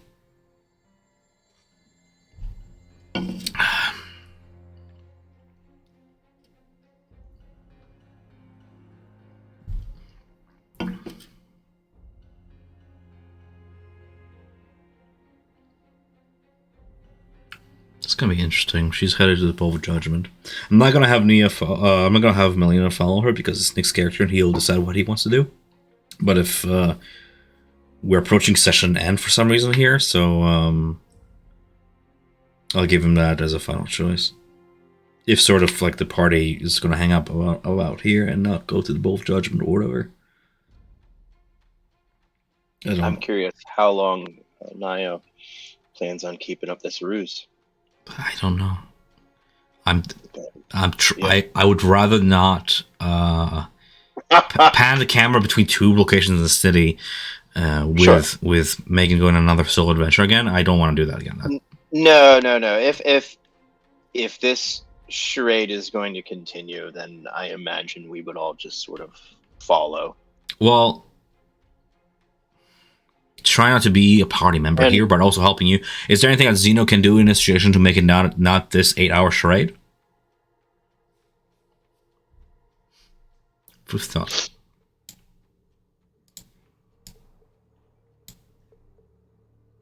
Think about it. I figured if we're going to the bowl, then maybe I could talk to that sheet anyway. Okay.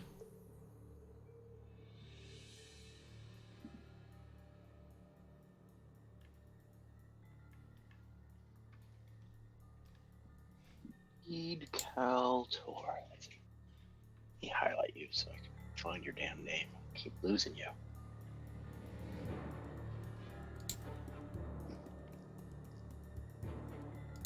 Oh, I know why I crashed, because I was streaming music, that's why.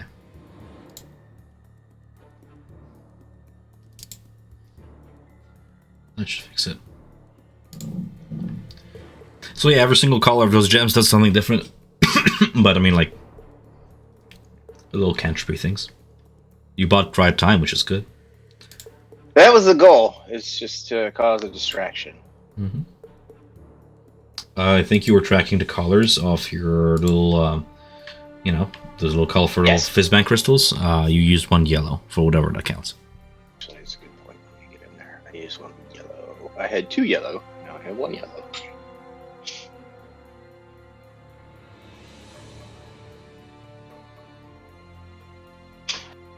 Here, I'll keep a table. That way I can just roll, and I'll let you know what color I pull out. Because I'm more than likely I'm going to grab them random. I'll make this into a table.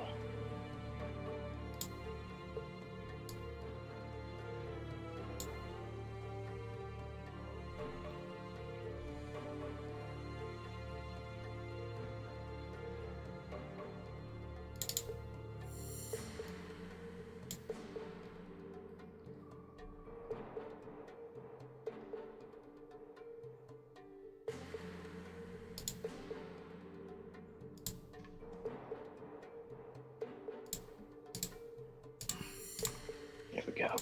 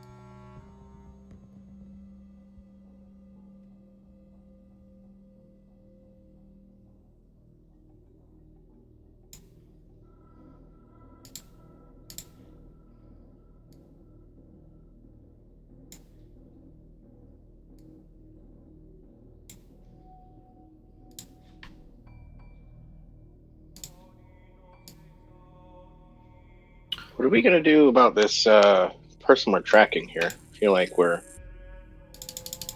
starting to invest into a lie that is going to get us nowhere. What's the lie we're investing into? This Zag. distracting him so he goes somewhere else. Oh.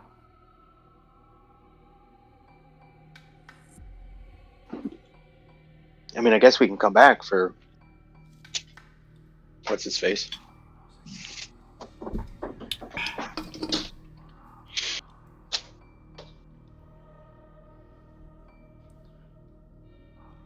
Right.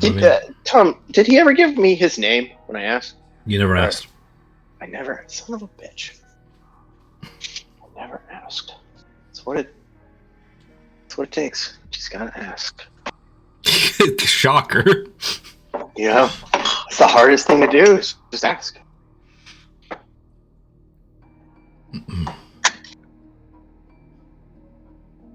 Hi, I'm new to the city. I'm from Joras. Oh yeah, cool. I'm gonna go now. Immediate averted reaction, like. I know. What a jerk. Hello, I have a Zemnian accent. I'm from probably somewhere on the other side of the continent, and there's a war going on. Oh, you're from Rojas? Nice. Okay. And There's always Riot's more gonna to have to go back into the room. Riot, you're back. I'll show you something. So remember I was telling you about the map and about how certain things were like marked on a map? Yeah. It's like this.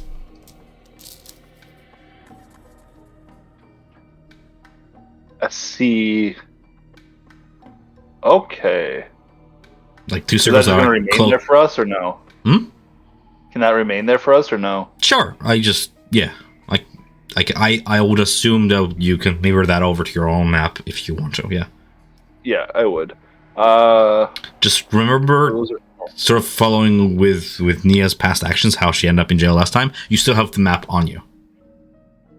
I didn't take the map. I said I left it. Oh, you committed to memory? Yeah. Okay, sounds good. Then no problem. I left it. What I need to go back in is I have to redrop the pendant off. I don't want to keep that pendant. Because nobody is there to stop you, we can save time and say that you've seen the person leave. If you want to drop it off by going through the chimney again, you can risk it. The only off chance is that you might burn yourself to the point where it's gonna poof you out of your wild shape. If you go We'll through have the one chimney. more wild shape, and to be honest, I want the other magical thing that's in there. Okay, so we'll just. Nobody's gonna stop you, but I'm gonna wait till somebody is back here. I want to make sure that Megan is here and Lorraine is here, and we'll carry on. Yeah, no, I was gonna tell them why I have to go back in, but Yeah, and if you're curious, and you can see them right there. Like the chimneys are like this big, you can easily fit through them. You could have also put out the fire. I don't know, just wild. I can't do that though in wild shape form. No, you can't. I suppose not. If I lose wild shape form, I was actually thinking of doing that. I almost thought about setting Shimmer in, but I'm really happy I didn't, else he would have fried in the freaking fireplace. So why not send Shimmer in now? Because he can't carry what's on me. Okay. And he can't carry out the bag that I want that's in there. I'll shoot a message in general just for people to say when they're back, because I suspect if I don't, then people are just gonna join silently and we're gonna be sitting here for half an hour. I'm still here. Yeah. I never left you, Tom. Well, you are back. I've been back for a while now. See, this is what I'm talking about. He's just sitting there not saying anything, and I'm like, said- I'm gonna continue I when said I Lauren was is back when I here. came back. He did. I heard you, Julian. You did say you returned. Okay. It was like it was a one-liner and then silence. Hey, I just saw Naya's Discord bleep a little second there. Okay, so you Oh. want... But Tom, you had a conversation with Julian about stealing in front of a guard. Oh yeah, that was a while ago. Sorry, I'm Oh, good. having amnesia for some reason. The Caesar is kicking into you. Yeah, a little bit. So, speaking of delicious red stuff, you want to delve back into the chimney? I do. Now, are you there though? Before I do this, Yeah. Okay. okay. So Riot is going to quickly send a mental message to Julie to be like, shit. We found where Neem is. I might have taken something of Neem's. I need to put it back. You found where Neem is? What? Isn't that Zach's room? Well, I don't know. Ooh, delicious mouse. Nom, nom, nom, nom. Julian would hear see on the other end of the thing of me swallowing ahead of the mouse for a second. Oh, so good. Mouse chew Um, ASMR. You know the pendant that was on Neem? I found that, and it was over there on a bookshelf, and I grabbed it, not realizing what it is, and I need to put it back so she won't know that will scry on us and find that we have it and know that we took something from her, and get on other bad. Oh, why do I hear something? What smells so good? Focus. Anyways, Right. I need to How put do you it know back. it belongs to Neem?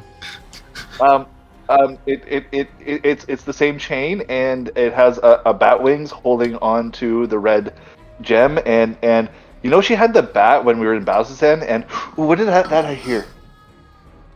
And anyways, it definitely looks like Neem's pendant that we saw her wearing in Bazzoxan that she was showing to what's that weird elf's name again? That one who's a little bit of a stuck up, Anyways, I can't really remember things. What's happening to me? Thank you very Anyways, much. Druidism is still new to this guy. Still getting used to it. Julian, are you going to share all of that with the rest of us in the exact same tone and mannerisms? Not I in the need to go exact back same into tone. the house. Yeah, I'll share with you guys. It seems like Riot found Neem's necklace inside of Zag's room. I don't know why Zag would have it though. That's interesting. All I can do is keep Zag from going back. We're going off to the bowl. I wish you luck. Unless you turn around, you guys keep on heading across the map toward the Bowl of Judgment, I guess.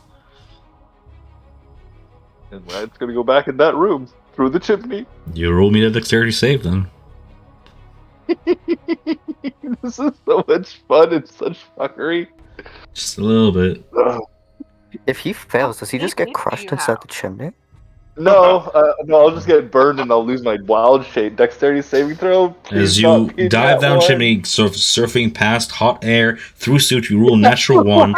You dive headfirst into the coal and you just burn out. You suffer 10 fire damage, as that damage carries over from the rest of the HP that you had in hawk form to your actual HP, as you burst out noisily onto the carpet, into the back into the room. So like through this chimney, back here, and back as yourself, glow sooty and semi-burnt, and just charcoal all over the floor. And 10 damage. Yes. And I have a 1d4, so I had 3 left. So I take 7. 6, 7.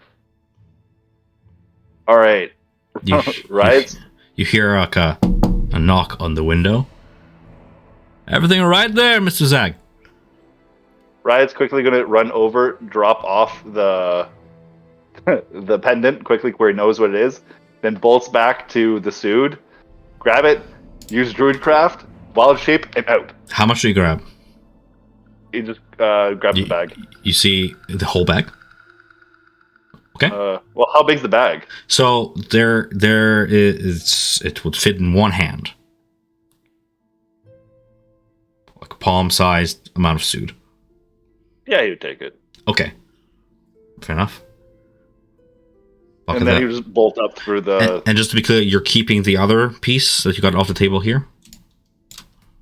In his bag, yeah, because he's going to take it to Allsight. Okay, fair enough. Back to Hawk Farm?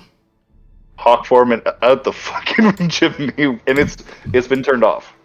The fire has been... Oh yeah, no, you have spread the ashes and the coals onto the stone floor and the edge of carpet there, and it's no longer burning in the actual forge. It's not going to catch the room on fire. Are you going to put it out? Yeah, right. We'll put it out real quick. You begin to... How do you put it out? Use Druidcraft. Okay, fair enough. And you quell the flames, perhaps avoiding arson on top of the breaking and entering charges that are now hanging above your head as you venture out of the room and back escape through the chimney. Heist complete. You just see as you venture out toward the west side of the building, you see one of the guards sort of half climb on one of the boxes and cannot peer into the room because the curtains are closed. And he's just like, Mr. Zag! Eric, come here with me. We gotta check on him. I heard some noise. And you see the 2 guards like begin to maneuver down the sort of stone hallway leading up to the room. You see one of the guard ushers out a set of keys and begins to like sort of count keys out, rummaging through them. What is happening on this neck of the woods? Let's go, Julian. Let's we should get out of here. Yeah, let's go. I don't want to be here when they discover doing this all through your telepathy.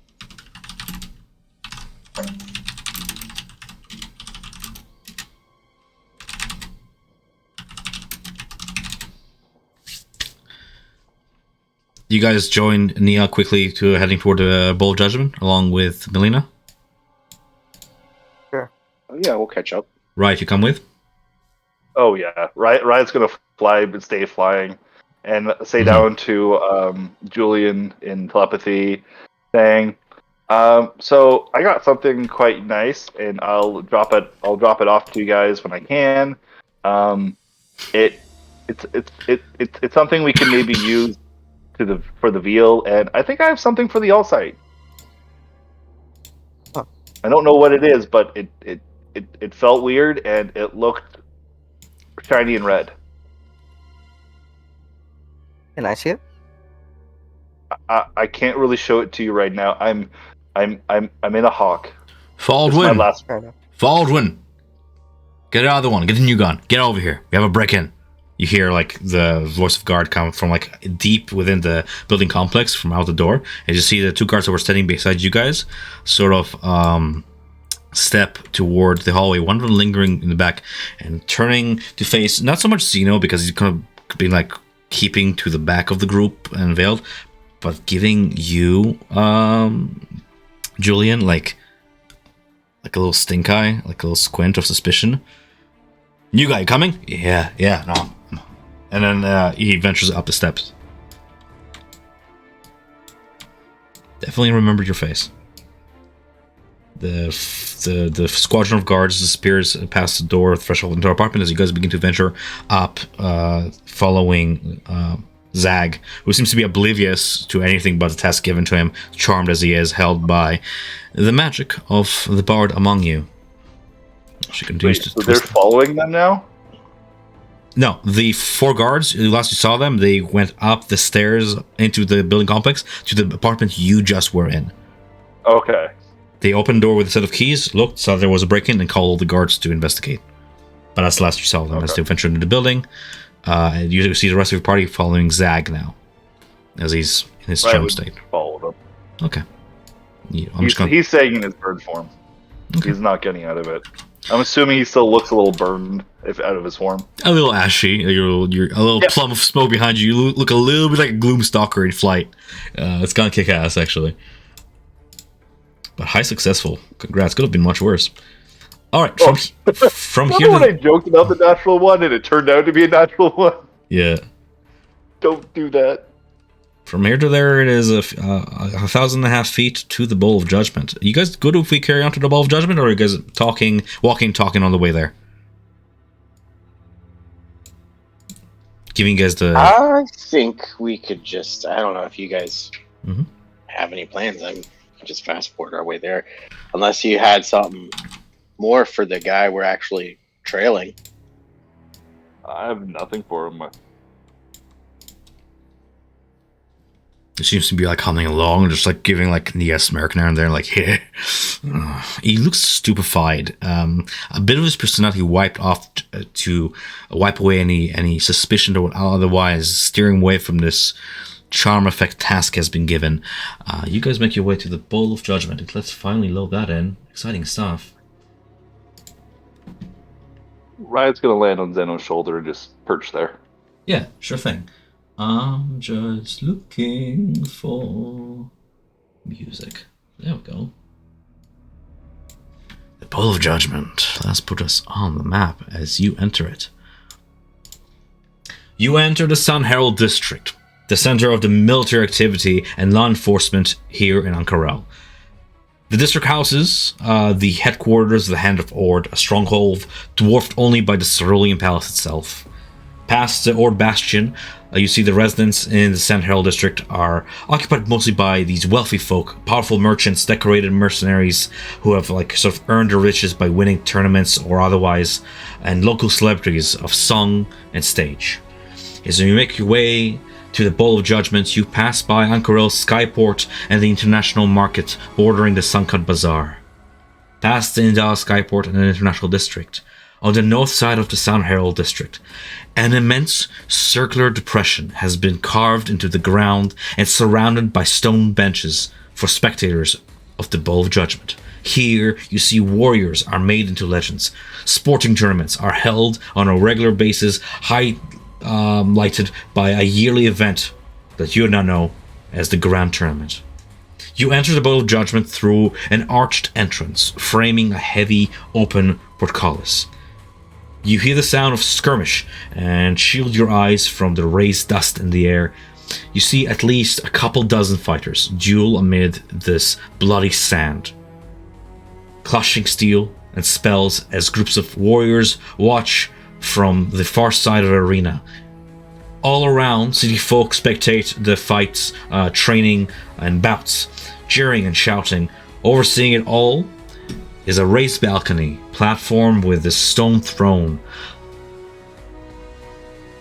Looking around, a few familiar individuals actually catch your attention.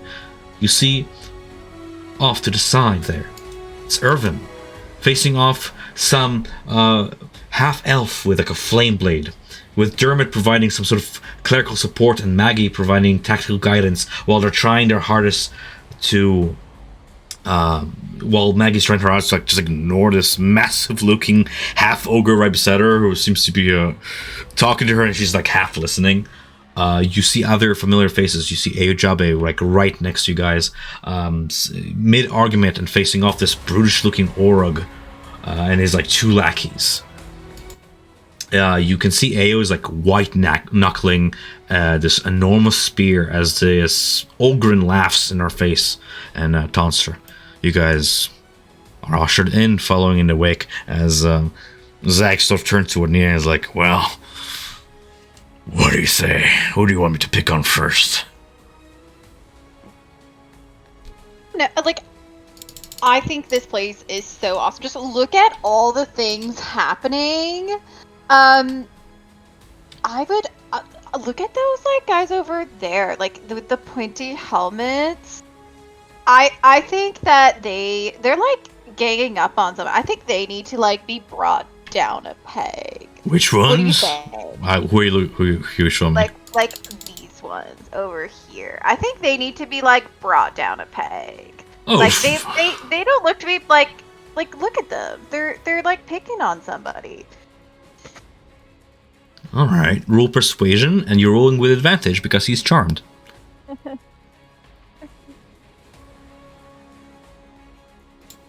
Persuasion. I'm good at that. Wow. Yay. Indeed. Oi, Felgen, why don't you pick somebody your own size? It looks like we're scrapping against the Scraps boys. Look at him. You here to see too tiny, yeah? Fighting you is gonna be like snapping a twig. Come on, get at it! And you just see them begin to face off each other as the two lackeys begin to flank the beast of a man, weapons out, no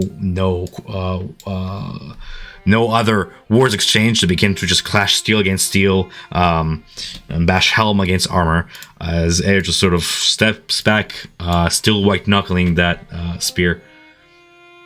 Nia will walk over, start approaching Ao, and kind of just will be like, "Go, Jack! You got this!"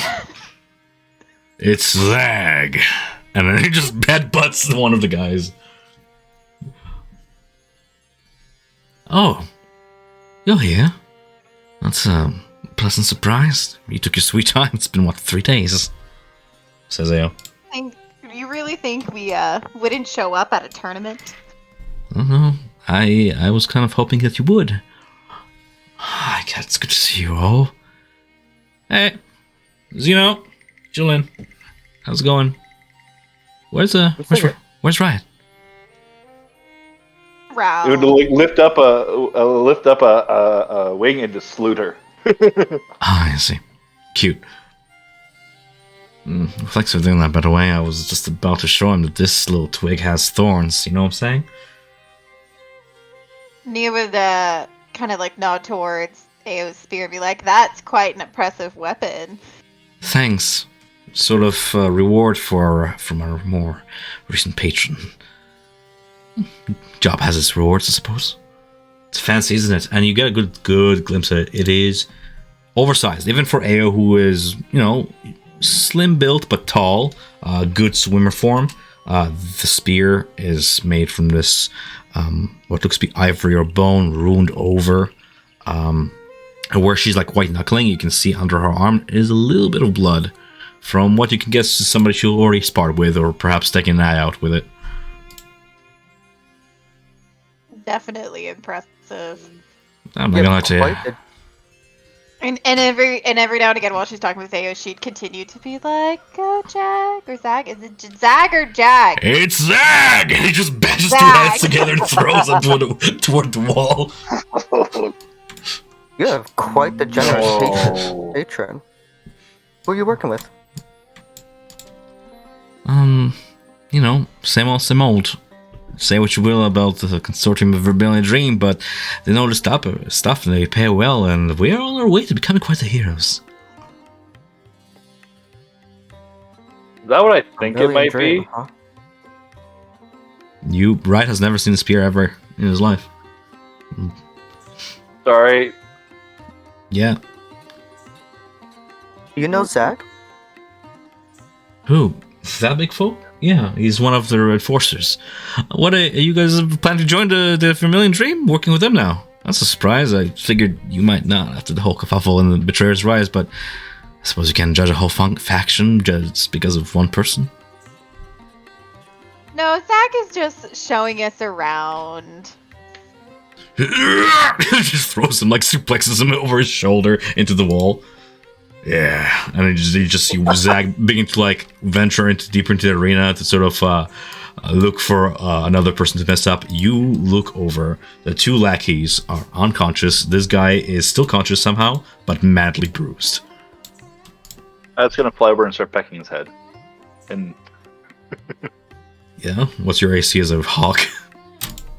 I have no idea. Yeah. You see the aura grab like the button of his great axe, and he just goes like piss off, rolling a 2 and clanking it against one of his own lackey's helmets. Boss, careful! Ryan will peck above his eye and then fly away. All right, great. You know him for a little bit. You guys look about here. You can see Maggie's here.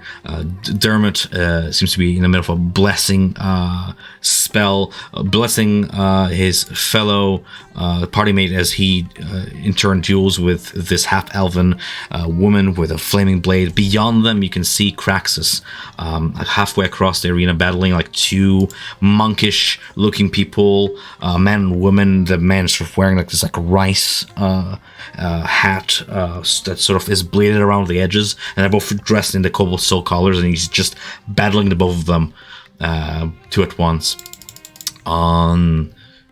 Towards the center for the arena, you can see this centaur man muscled with two blades battling what looks to be like a little frog person in funky looking armor with a helm completely with like a little snail loop on his head. There's a drow riding spider sort of crawling on the side of the arena wall as it spews webbing at another warrior that they're facing off. A couple mages, this green wizard sort of herbology magic looking caster, sprouting two plant blights, these little plant creatures from the ground, to encircle another caster in these vines, and he in turn extends like writhing tentacles toward her that lash toward the ground and grow more tentacles from the ground to surround her in this wizard battle. It is an eclectic arrangement of warriors here.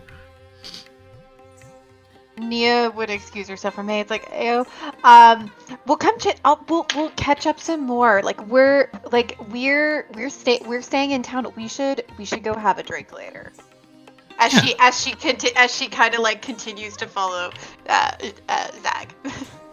Okay, Zag is he begins to like maneuver his way toward one of the more brutish-looking, bulked up, like half-giant folk. One of them in like a gladiator-like helm with pauldrons on, with like this three-pronged like spear to him. The other one has like a pair of shields that this half-orc with a pair of shields that she's using to like bash against him, and he just joins them in this fight in training. As you watch him do that, he just sort of goes as you depart. All right. Well, yeah. Oh, yeah, where was I? What's that? Take his eye out? No, you got it, friend. Says to apparently almost like no one as she takes the spear and begins to like approach the semi-kneeling guy over here with the spear. I was like, what was that you said before about me? Twig-looking bitch? And she points the spear toward like just below his eye and prods him on the cheek, and you can see a little bit of blood begin to come out. As you see her display a bit of violence that is a little bit uncharacteristic to Ao, but perhaps that's just anger or the rage of battle kicking in a little bit. What do you guys do? I want to talk to Ao. Excuse me. After she's done stabbing that guy in the face. She's not done. She's just sort of semi-torturing him a little bit, but twisting the blade. But she does. I'll interrupt. Then. Yeah. Okay. Okay. I will interrupt. I'll put my hand on her shoulder, and try and make my presence known, less threatening, right? Because we are in a battle arena. Like, Ao. Yes. Oh, I got all the time. She doesn't move the spear, but she like sort of like twists her head to look at you sideways a little bit. Yeah, what's up? I'd prefer we talk over, a few steps back, if you don't mind. Let's see if she follows. Sure thing. And she flicks the spear sideways, not taking it out, but certainly making a deep gash under the org's eye. And it's just like, bitch. I'll get you for this. Not a word. And she follows you with that. Those of you with a slightly higher perception above the average, notice that whatever little blood was on the tip of the spear absorbs into the bone, down the runes and toward her hand, and just kind of dissipates into the hand and vanishes. A magical spear of some sort. Yeah, Zeno. What can I do for you?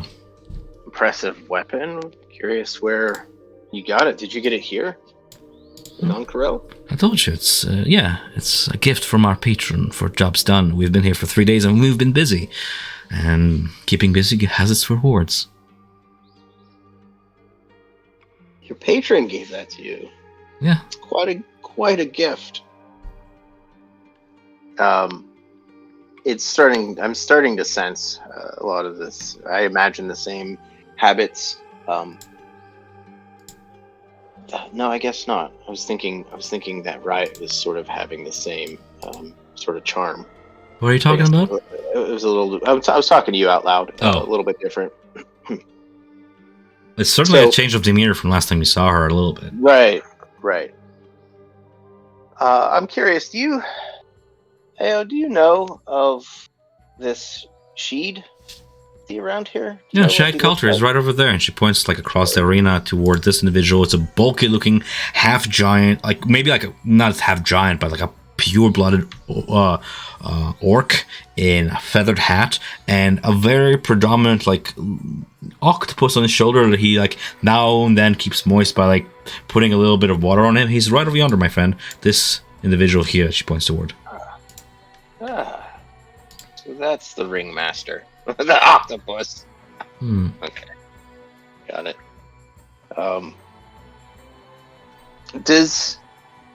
Do any of the other people who are part of geez, I forgot, the Maroon Six, are any of them having similar behaviors like Io? I'm just gonna start do a little scan as we're talking.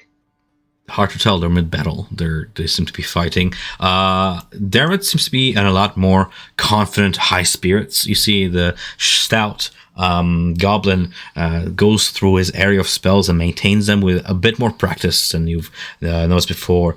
Irvin is circling, sort of sight strafing with 2 daggers out. This woman, as she holds her blade sideways in a guard, he's trying to keep away from the flames and get an opening. They're both seeming to be concentrated on the battle.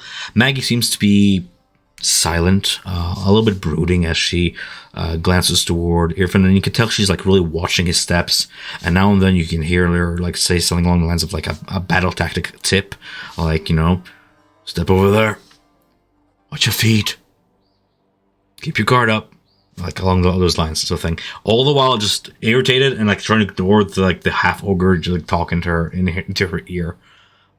Beyond that, you can see Craxus in very much high spirits, laughing himself while clashing heavy hammer against these 2 monk-looking individuals over yonder. I'll put his token on the map just so you know where he's at. Craxus. Gilcerit is nowhere to be seen. Okay. I'll give somebody else a chance to see what they're doing before I do something else.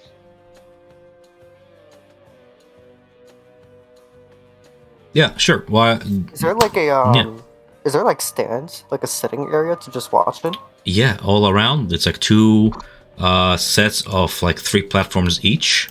That if you manage to climb like a 25-foot height of wall, you'll be able to get to from the inside of the ring. You're in a dip within the arena. Never mind then. Don't think I can climb that.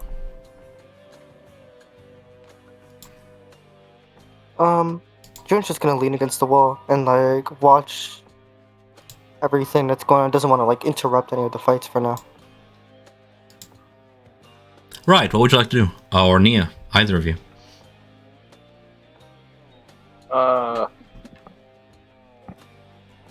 I'll let Nia go first. I'm thinking. Sure thing. Is Zag actually like engaged with these guys? Like, he's actually like fighting them? Yeah, you watch them approach. This one is like female-looking. Now that you get a close look at her, what you thought was like a pure-blooded orc or some brownish skin, it's actually an earth genocide. Her skin is like pebbles and rock condensed together into like working their way into like a more fine granular tone until her very skin seems to like shimmer like sand in the sun. She has her long black oiled hair braided in like this golden loop behind her, and she has these 2 massive looking shields that she's using to battle this other gladiator looking type. Perhaps a giant blood to him because he is like 8 feet tall, almost matching Zag. Zag approaches 2 of them and just goes like, and he like grabs their arm in like this like wrist to wrist handshake, and you hear him say something along the lines of like, "Let's do this!" Yeah. You can tell that they've been training throughout the days as well. These are his usual training partners as they begin to spar in a triangle between the 3 of them. Yes.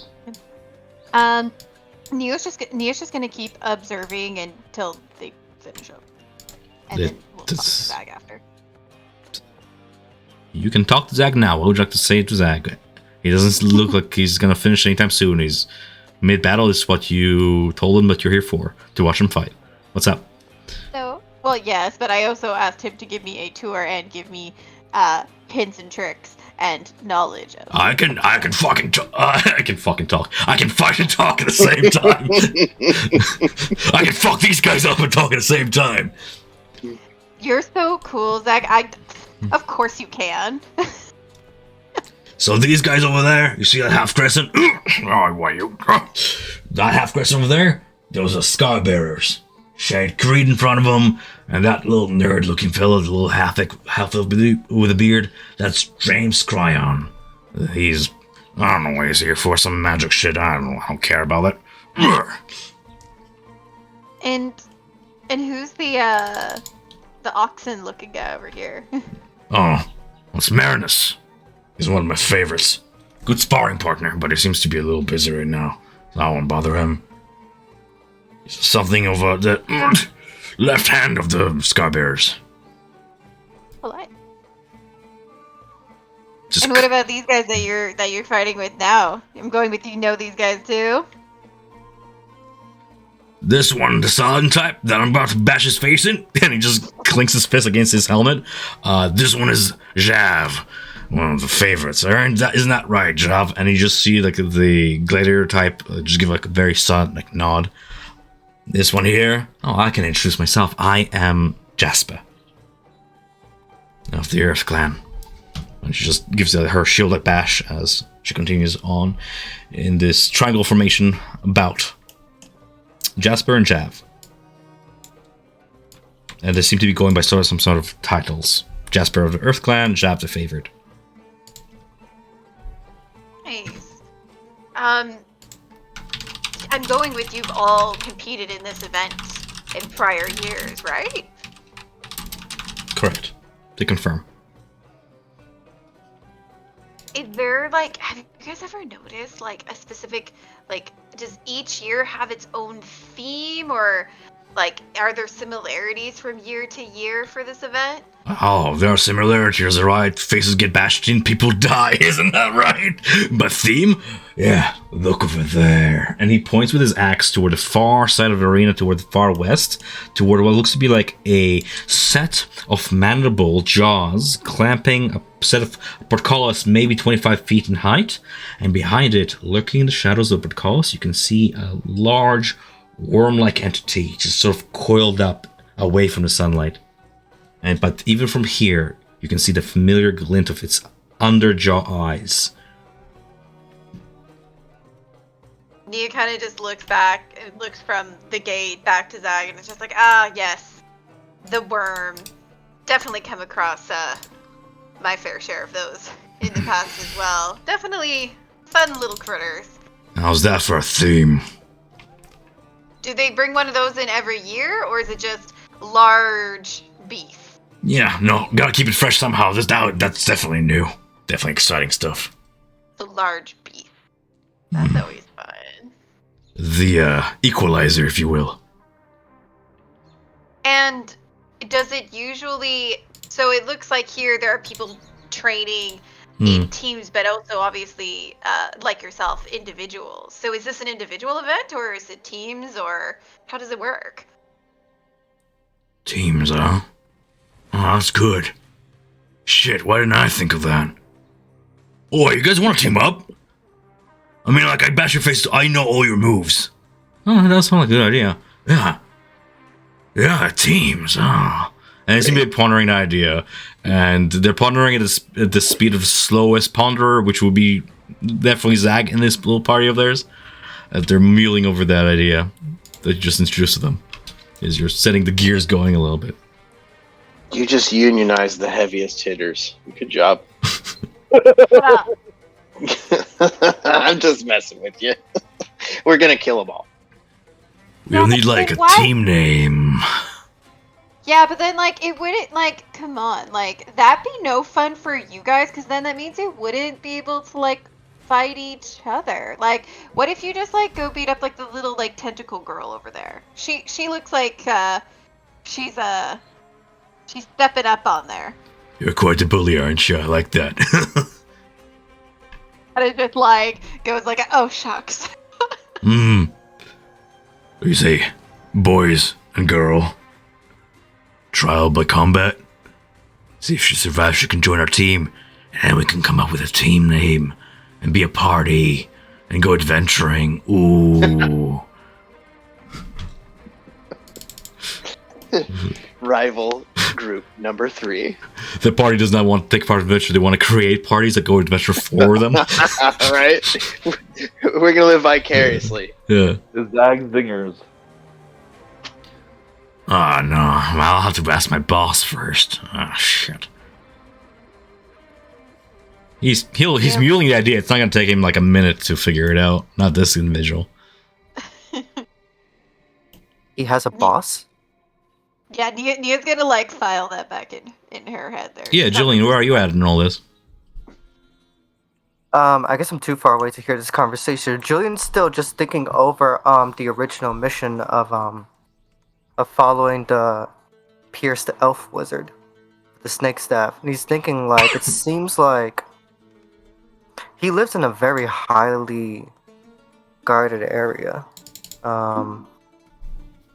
They're seemingly always watching. They seemingly know the tenants by the guards seemingly know the tenants by name. They go to inspect rooms at like any slight sound. Not any slight sound, but like any odd sounds that come from within. Just Julian sort of just like mulling over himself, like the details of like, okay, how can we potentially get in there, find some stuff that he's hiding without drawing more attention to ourselves. What does Julian look like to the rest of the party right now? What is he doing? He's just like leaning his back against the wall, like one foot against it as well, with like, one knee up. Cool cucumber. What about the hawk among us? Still in Gerudo form? Oh yeah, he's still a bird. I mean, he got singed, right? So he has a kind of a telltale that he was somewhere, and he knows Zag's over there. And he was just in Zag's room. Riot would. He still was telepathy still up with Julian? Yeah. Riot would. Would you actually do me a favor? Where's Zeno? Where's Zeno? I started walking over towards Maggie and. I literally lost you off the map. Okay. I ran. Okay. I would like you to get a message to Irvin for me. I don't want to drop this form because, well, it's my last form, and I have two things that I from Zag's place, and one thing I need Melina to look at, but I have a feeling that I need to get this to the all site. I want you to tell Irvin that we need to meet up somewhere to go to have a drink. You ask him a good inn that he goes to.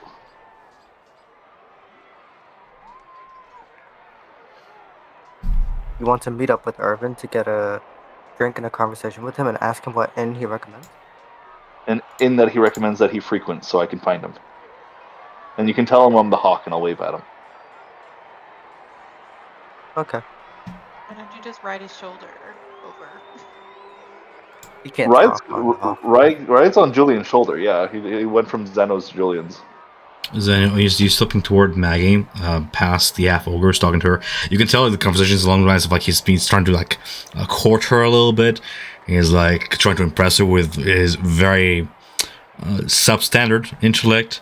And it's just not working. Maggie's just not at all. It's just trying very hard to focus on this bout that you're with before you. As you're standing there, maybe like 20 feet away from the cage from behind you, you notice an individual, this little hunched over, wretched looking man, mangy, scraggly beard, graying hair, scars on his biceps, and he's like very like Tarzan walking. He's like gorilla walking through the cage, and he's just like and he's tossing like rocks into the cage, and you can just see the worm slither and like growl toward him, and like the growl just sort of reverberates throughout the arena toward him, and he just cackles himself, like backs up and picks up another rock, preparing to throw it in the cage. But you're approaching Maggie there, as Julian and Riot approach the rest of the group there as well. Hermits. Weird. I'll go talk to Maggie. Yeah, I'll the individual interrupt. looks like this, by the way. I don't know how close you can look at him. But yeah. Talking to Maggie. A hairy golem. Yeah. Yeah, I'll sort of interrupt the sensing her not really interested in this guy. Oh, I'll buddy, we're interrupt. talking. You're a little rude. What? We're just talking. Oh, hi. Hi. What's Hey, Maggie. I'm not even gonna acknowledge him as I go up. Hey, Maggie. It's been a Oh. while. How you been? I've been okay relatively before this grump showed up. I'm trying to concentrate. Hey, Irvin, footing, like I taught you. It's been good overall. I don't know, been keeping busy, establishing a base of operation and all that. Finding a place took us like a day, but I'm starting to like this place. It's very tranquil. Find my nights spending in the alluvium district, sort of practicing my poetry to the people. Very relaxing. Have you been to the gardens? It's really beautiful. I think we're gonna stay here for a while. I thought it was gonna be really bad, especially back in Basil's round, but I think we can make a home here, a name for ourselves. This city does offer quite a lot. A name for yourselves. What kind of name are you looking to make? Trying to get a certain title, certain esteem. Certainly some fame, if not infamy. You know what I'm talking about. A little bit of trouble never hurt anybody.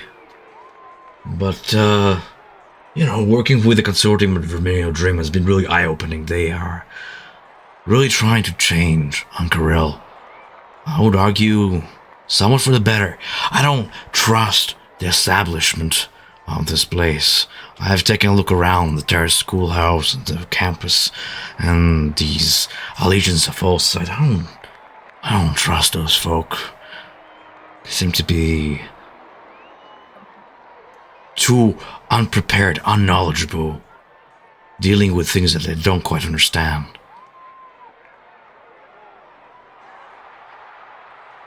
Okay, bear with me. I am taking a note as you're saying. Well, I myself am getting a little conflicted. I see a handful of well-established factions. I might look to join one. I know very little about the consortium. It seems like it's a good fit for you in the Maroon Six. Can you tell me more about them? What makes them so more knowledgeable than the others? They have ways of acquiring knowledge, and that's really all I can say about that. I'm sorry. You'll have to go through their testing methods, and once you join, I can tell you, but until then, I can't really talk. I'll just say that they got me a job, and it helps. I spend some days working at the Jackpot, for Jackpot, the guy who runs the local casinos.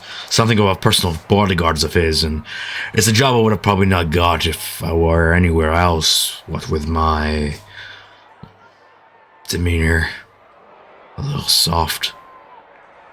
But they saw me for who I am, for my skills, and I appreciate them for that. And Lux Ron Casino pays good.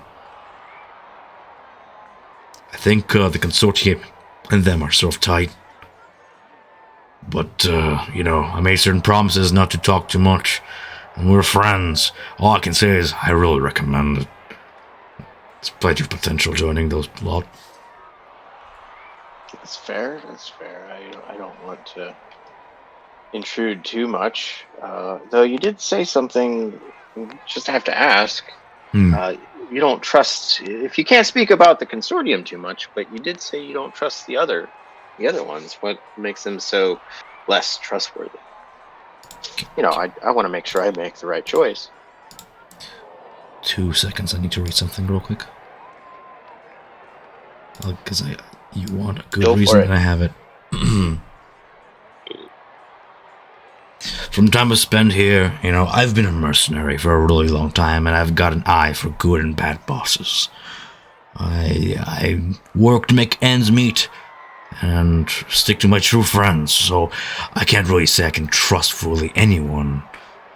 But, oh God, I have it here somewhere. I have the actual reason. I want to tell you it. I just need... Give me 2 seconds, okay? I'll actually find it. The way I'm No not rush. improvising on empty here. Go 1 for second. it. Yeah. I'm glad I hit a good question. You did.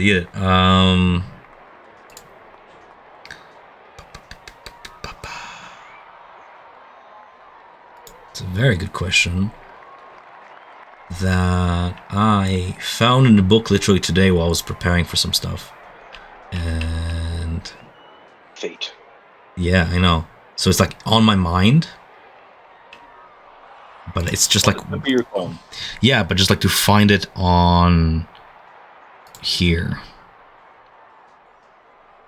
I'm gonna save us time. Maybe I'll provide an answer later on in general, but you get a sense that she doesn't trust the allegiance of all sites methods because they tend to fear too much, turn a blind eye to certain possibilities that the consortium opens themselves up to. It is fine to err on the side of caution, and there's wisdom in that, but there is something as too much caution. Right? And she seems to be agreeing more with the consortium's way of doing things. Does that make sense? Yeah, I'm taking note. Okay.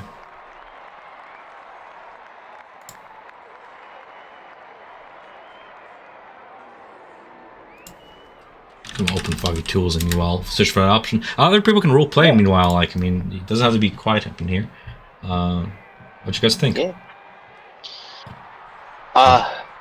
Do I know? So I know that the spear definitely pops with Io. Does Maggie have a new weapon that I just don't recognize? Something noticeable, exotic. She still has her giant maul that has seen wear and tear a little bit. You can tell it could use replacing or fixing up a little bit. But then again, Maggie, from having seen her in combat, never really relied on her giant maul much. Sort of tossing it toward the nearest target and using her bare, meaty hands to battle. But no, it's just her giant stone maul, the two-handed warhammer that she has. Got it. Ivan still bears like his pair of daggers that you can tell have a little slit in the middle of them for like poisons or other magical liquids to be applied to the blade and stick there to once the blade is stabbed in to be applied to a wound. Dermot holds on to his holy symbol of the Luxon. Doesn't seem to have any change to his gear much. Maybe polished up armor a little bit and such. I'm actually checking their sheets to see if there's any changes since last time you saw them. Still has his like sheathed warhammer on his back, this two-handed warhammer that is his size, but it's big for him, right? And he's mostly focusing on his spell focus, his religious symbol, as he's casting this searing wrath flame that clashes against the flame of the lady they are fighting over yonder with her flaming blade. It seems to be that Io is the only one with a spear that pops, as you say, so far. Is Irvin's gloves glowing or doing anything? Like, because I know he has special gloves. I didn't know if there's any attributes showing about it. They're not glowing, but you do notice them. They're slick gloves, and they have like almost like a webbing pattern on them. This spider web pattern on them that extends to fingers. And he's gripping his daggers in those gloves, but they're not glowing or anything. I think your detect magic lasts only like a minute. 10 minutes. It's gone. I know it's magical. I just was curious. You can see he himself is glowing as this almost radiant set of extra armor ornaments him, or this divine light radiating off his leathers to form like a plate in front of him, behind him, on either shoulder, and a little bit up his arms, as Dermot's spell holds there. Oh, okay. And I found the thing I was... So, Maggie's demeanor is a little bit melancholic and pensive, you note, as you're talking to her. Something has taken a root in her heart a little bit.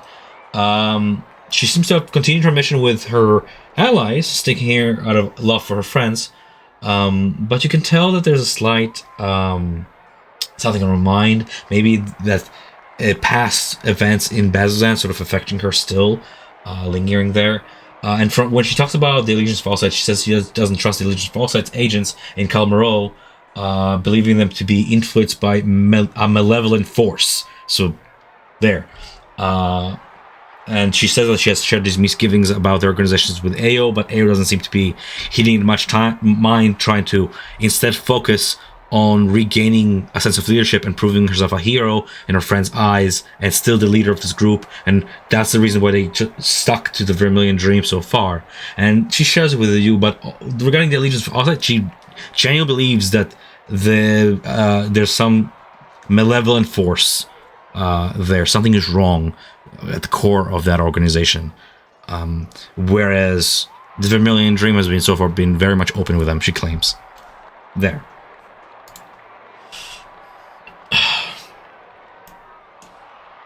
That's an important note. Okay, as you digest that, Julian, you feel a tap on your shoulder. You see the Olgren-looking fella approach you with his 2 lackeys behind him. His cheek is still sort of bleeding.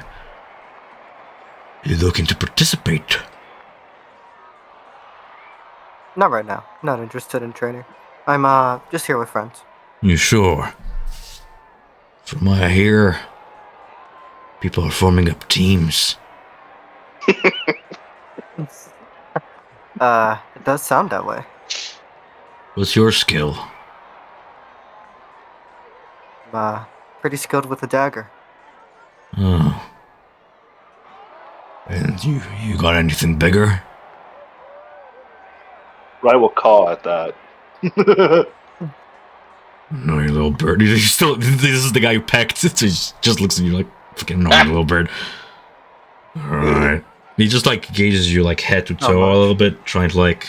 And it's very hard to tell what's on you, especially since your bandolier of 18 scrolls is beneath your cloak, so... He doesn't see any of that. Just trying to size you up, and he's like... Nah. Easy picking. You're lucky you have her with you. But I'll see you in the arena. You get like a sense that this guy is a little bit of a bully. A little bit, yeah. Just a little bit. But you look at what his 2 lackeys, and like with that insight check, they're like shook from how like you guys sag on them. I can't believe you guys do that, but that's funny. Yeah. So they're just kind of like keep on nearby, but you can tell that they're sort of sizing you and your party up head to toe, trying to see what you're made of a little bit. Yeah. Okay. Because he tried to intimidate Julian, right? We'll say to Julian, 1 second, as they're walking away, he'll fly up and do a little bird poop on him and then kind of circle back and land on Julian. I'm gonna get you. I'm gonna get you. I'm gonna fry you up. I'm gonna feather you. I'm gonna skin you. Boil you in oil.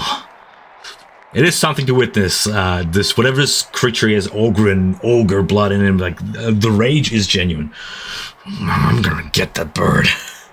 All he's gonna say is, Julian, nobody picks on my friends. Yeah. And he just steps beside and just takes a spear and draws a line in the sand, just daring him to step over. All right, Zeno, anything else you want to continue with the conversation with Maggie? Wise, anything else? Just give me time to think here. Yeah, maybe it'll just save time. I'm curious, Maggie, do you know... Yeah. This tournament, Uh-huh. is it held in brackets where winners fight the winners, or is it just an all-out brawl? Well, see, that's what I don't get. That doesn't make any tactical sense. Why would you fight 1v1? Not everybody here is equal. Why not just form a balanced team? That's why I'm been trying to convince Coulter to do this a little different this year, you know? I had this idea of involving entire teams against other teams, but he says that we're so far the only ones to offer that. If he had more people to offer it, he might consider it. Which, she shrugs. Well, perhaps I can be another one to suggest, and she's referring to the ringmaster? Yeah, she... My last name. Yeah, Coulter, Shade Coulter, yes. Yeah, gotcha. Alright, I don't have anything. Thanks, Maggie. It was good seeing you. You want a tip? If you're going to talk to him, remind him that, I mean, this whole competition, in her wisdom, she's going to add this. I mean, spectators, they wager on who will be winning the upcoming match. Why not wager our entire team? Better odds. Good point. Be sure to bring it up. Yeah. I already asked, by the way, if you're wondering. It's 20 gold pieces to sign up. Good to know. Yeah. Good to know. But anyways, sorry, Best of luck, Yeah. Maggie. Best of luck. And hey, if you guys want to team up, we're here. I wonder how big the teams could be. That's a good point. I'll keep that in mind. I'll make my way over to. It looks like just Julian. Sure. Oh, where did Naya go? Where did Naya go? Did we lose her? I think she's still hanging out with Zach. Zach. Zach. Oh, Zag. Who's just not slowing down. At this point, you threw one of them against the cage, and you got it scrapped up a little bit by the creatures behind the cage. Later, get up. Goes back to the triangle. The bouting just continues. This is not ending anytime soon. Not with the HP they got. Hey, Irvin, can you talk? A little bit busy, actually, but in the middle of a dance. But no, I can. Yeah, I'm hearing you. What's up? And he just blocks a upper slash of the blade as sparks fly. He has his like daggers across, and he just pushes her off. Yeah, no, what's up, Julian? Yeah. How you doing, man? I've been better. Are you losing the fight? Is He losing looks the fight? like he's on the backstep, yeah, a little bit, especially now that you're talking to him. I'll let you focus on this for now. No, what's up? No, I got this. A little bit of sweat works up on the side of his temple. You're already talking, man. What's up? We want to get a drink with you sometime. Is there any inns that you frequent often? Let me think while he's mid-battle, but the fucking, places, but... You see on Julian's shoulder, right, like cawing and flapping his wings as if he's cheering Irvin on. He follows Mag's instructions as he steps his back foot a little back to give himself bounce, and he pushes off the fighter in front of him, sending her sort of 2 steps back as the sword hisses against the sand. She puts it back into defensive position in front of her. He gets a little breather and says, there's a place called Eclipse near the Sun called Bazaar Market. How about there? After this, yeah? I can show you. You didn't ask for rights confirmation telepathically? Perfect. Sounds perfect, Irvin. It sounds good. The place he You got said... this, Irvin. You got this. You'll beat her. The First Eclipse. That's what it's called. Julian will ask the girl, what's your name? How do you know Irvin? I'm getting to know him quite well. I am Sylvana the Flameblade, and she does a little curtsy bow with the blade to her side, which Irvin, he just goes, ah! And just leaps forward as she defenses like, oh, Chicky! And they continue the duel. Sylvana the Flameblade. Yeah. Appears to be... What can I tell you about her? Zeno, you're standing really close to her. So you have trained as a blood hunter. You know Crimson Rites. The blade magic she's using. The runes upon the blade, and judging by the bandages on her hand, this individual is a blood hunter, using some sort of flame magic that reefs at her blade.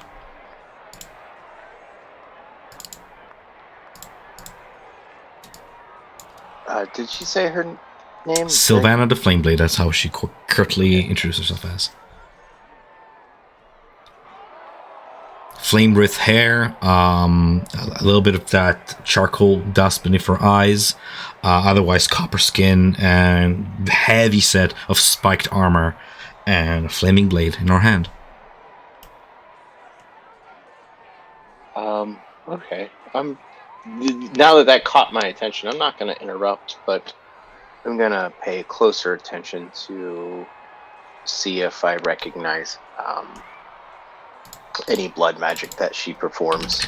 Noted about the Crimson Rite that I assume is already invoked. Yes, invoked by the blade, and I'm assuming that you know all the other subclasses of the Blood Hunters. Yeah. I know which one she is, and I just trying to remember it. She's the Arcana one, the one that uses magic for their hunting. Not the Ghost Hunters. I can find it in my compendium in like 2 seconds. Profane Soul? I think that's the one. They have packed magic. Oh, you know what? I don't have it in my compendium because it's critical role content. I don't have it in my Roll20 compendium, so I'll have it here in D&D Beyond. Yeah, the Profane Soul, exactly. Mm-hmm. Those who've pushed the limits of Femurcraft to use it against some of the most terrifying creatures that corrupt the world. Ancient fiends and cruel magic users have long counted on their ability to sort of meld the background and escape those who hunted them, vanishing into noble courts without a trace, or bending the minds of the most stalwart warriors with but a glance. So the blood hunters of this circle have founded this order trusted to their resilience as they delved into the same corrupting arcane knowledge, making pacts with lesser evils to better combat greater evils in turn.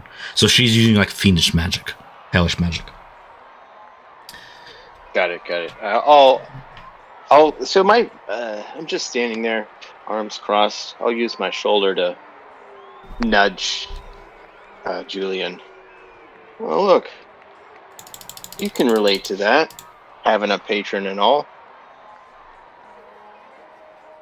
Point with a head nod towards Sylvia. So is that where she gets her powers from? You can recognize that from a glance. From the runes, from having trained, having studied the different orders, yeah. It was a path of yours at once before you took another, right? Because you had a choice at one point. So, but you. I'm not sure who her patron is, but I can tell you right now that blood hunter right there, trained under the house of the Profane Soul. Interesting.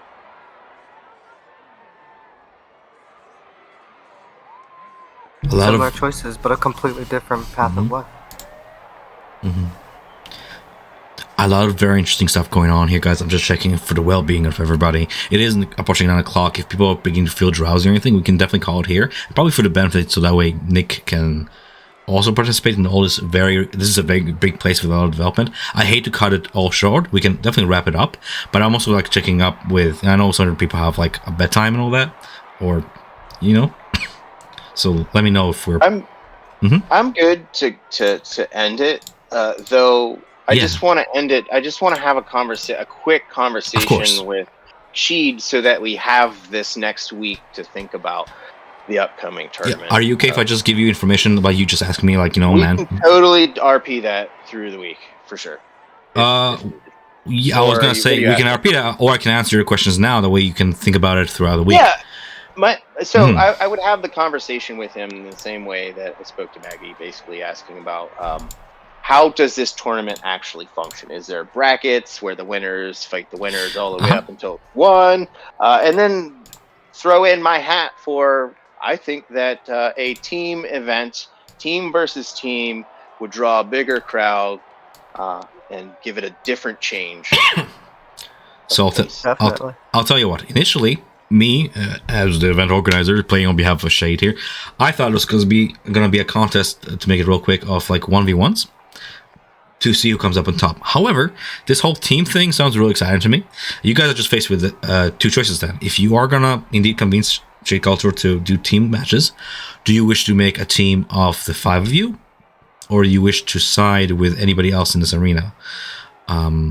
Make it a party thing or gain. I know I heard somebody say allies beforehand. I'm not sure if that was about the arena or about other missions. I just need to know the size of the teams. Either way, the way this tournament functions, it's going to be a 20 gold piece entry fee for each of you.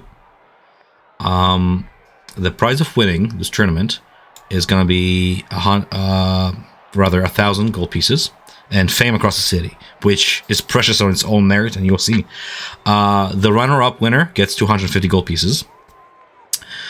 Usually, the way this tournament works, if it's singles, there's 16 participants, 16 competitors that have been filtered out among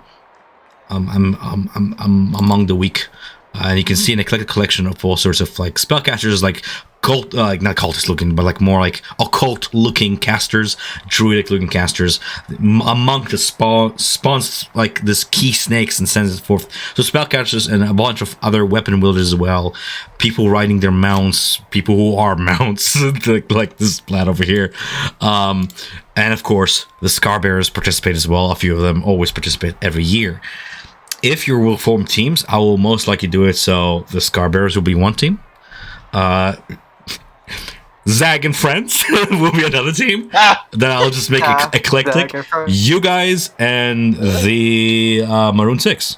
So it's going to be 4 teams competing for the win here. And that way combat is not too crazy, but it's still 16 competitors. As long as everybody's okay with it being such a big combat scene, which I am okay with. Just thinking about the initiative order a little bit. For sure. Yeah. Okay, so a combat scene. So again, all teams in the arena at the same time, or again, bracket style? What would you prefer? Because singles would have been bracket style, would have been sort of everybody is in the arena at the same time, right? But you're paired up with somebody and you fight them, and then you wait for somebody else to drop, and then you pair up with them. Like the announcer will tell you who to face off. This could be the same thing, where one team faces another, defeats the other team, and 2 teams compete. Of course, there are things I'm not telling you.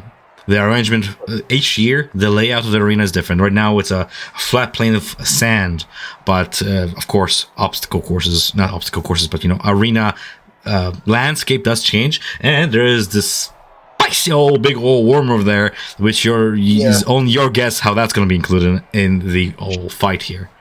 The finale. Right now. Mm. Okay.